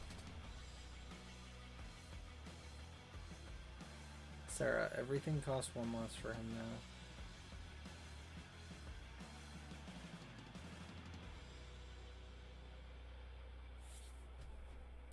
Potential push here.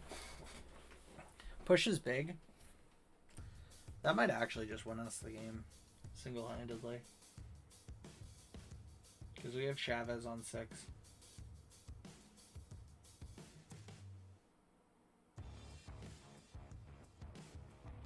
Doom. This guy listens, dude. He plays the Doom.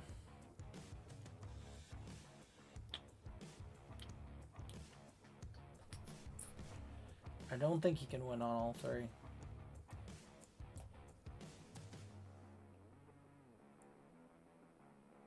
Yeah, I think we win. I'm pretty sure we win. We just play into it. That's what I thought.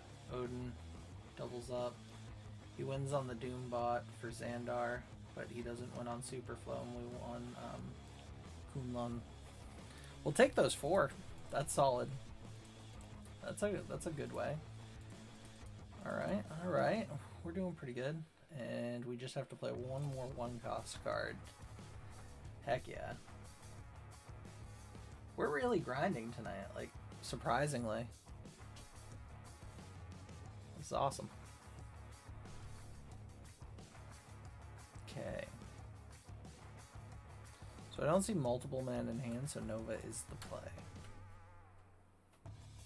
We've consistently had, like, Nova in almost every one of our starting hands. This is awesome. It's either Nova or Iron Fist. I mean, we have a good percentage of getting it, but, like, it's not 100%, and it seems like it feels like 100%. Now that I say that, it's going to jinx me for the rest of me playing movement, but I'm so glad that movement still works. This deck is just so fun. You catch people off guard so often. Especially with Superflow, that was insane. I was like, is this a losing game for me? He has Lockjaw on the field, and he has a good amount of value, and then I was like, Heimdall on 5, Chavez on 6, GG. Double Nova. I don't think we want to dedicate too much to the double Nova, but we might play the Cloak here. Actually, we might play the Craven here. Cloak into Nova next turn for sure.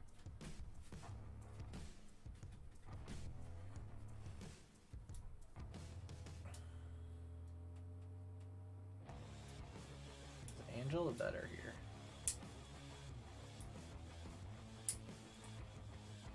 Angela into Nova.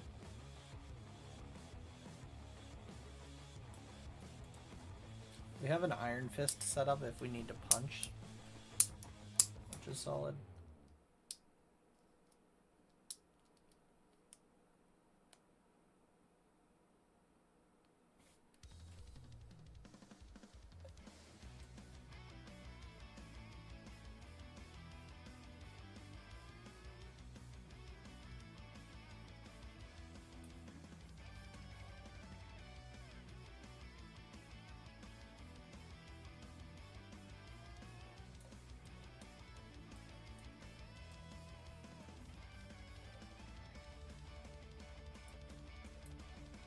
I think this is the better play here.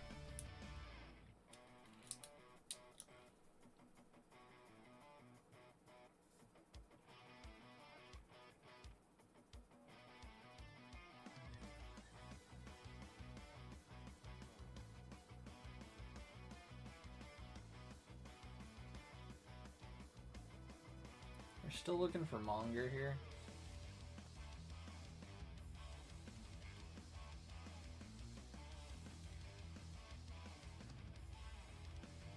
If we hit exactly Killmonger, we win the game.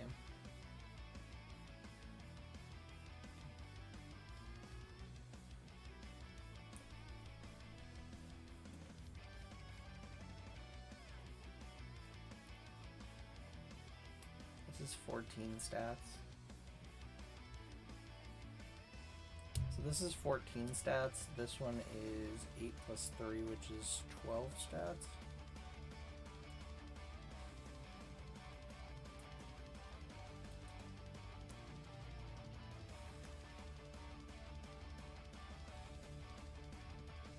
This lets us set up for like the literal fattest next turn.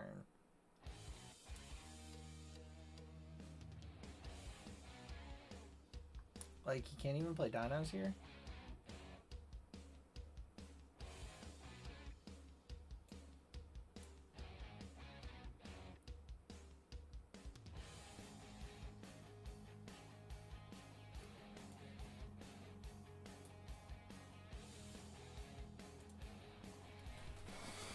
I wonder if he moves everything to Hell's Kitchen. If he chooses to move everything to Hell's Kitchen, that's crazy. He might move his bishop over to Hell's Kitchen because he knows he's going to lose Titan, and then play something big on... I mean, he moves everything to Daily Bugle. Maybe the bishop, and then he plays a really big 6-drop.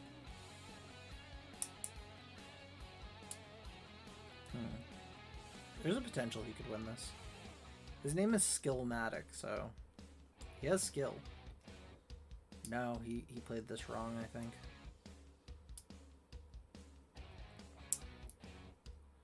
I think he didn't take in consideration that the Craven.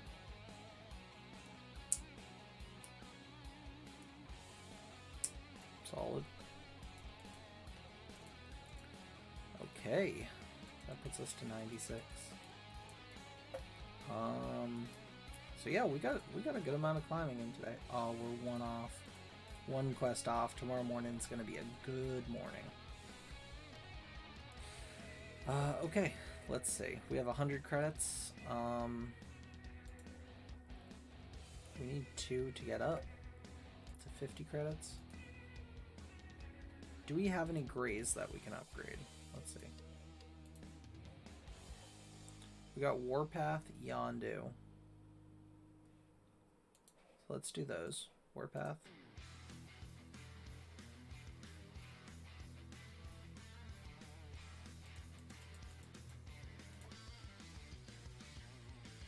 This one. Yondu.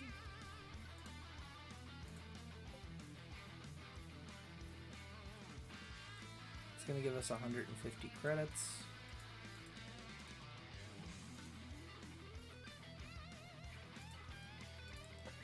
Alright, and before we upgrade again, we're going to check, is there any of these that upgrade for 2? That is no.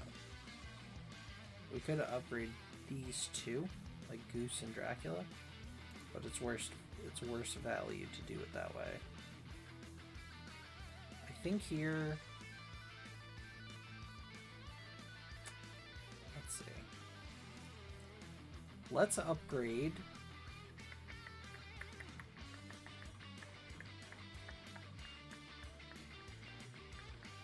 I really want to upgrade Scarlet Witch. I don't use her enough anymore though. We can't do the Infinite. We can't do anything blue. We have to pick something from the green pool. Let's go Storm. We play enough Storm. Animated Storm or 3D Storm? Animated's the next one, right? Yeah, 3D Storm. That looks pretty good. Cool.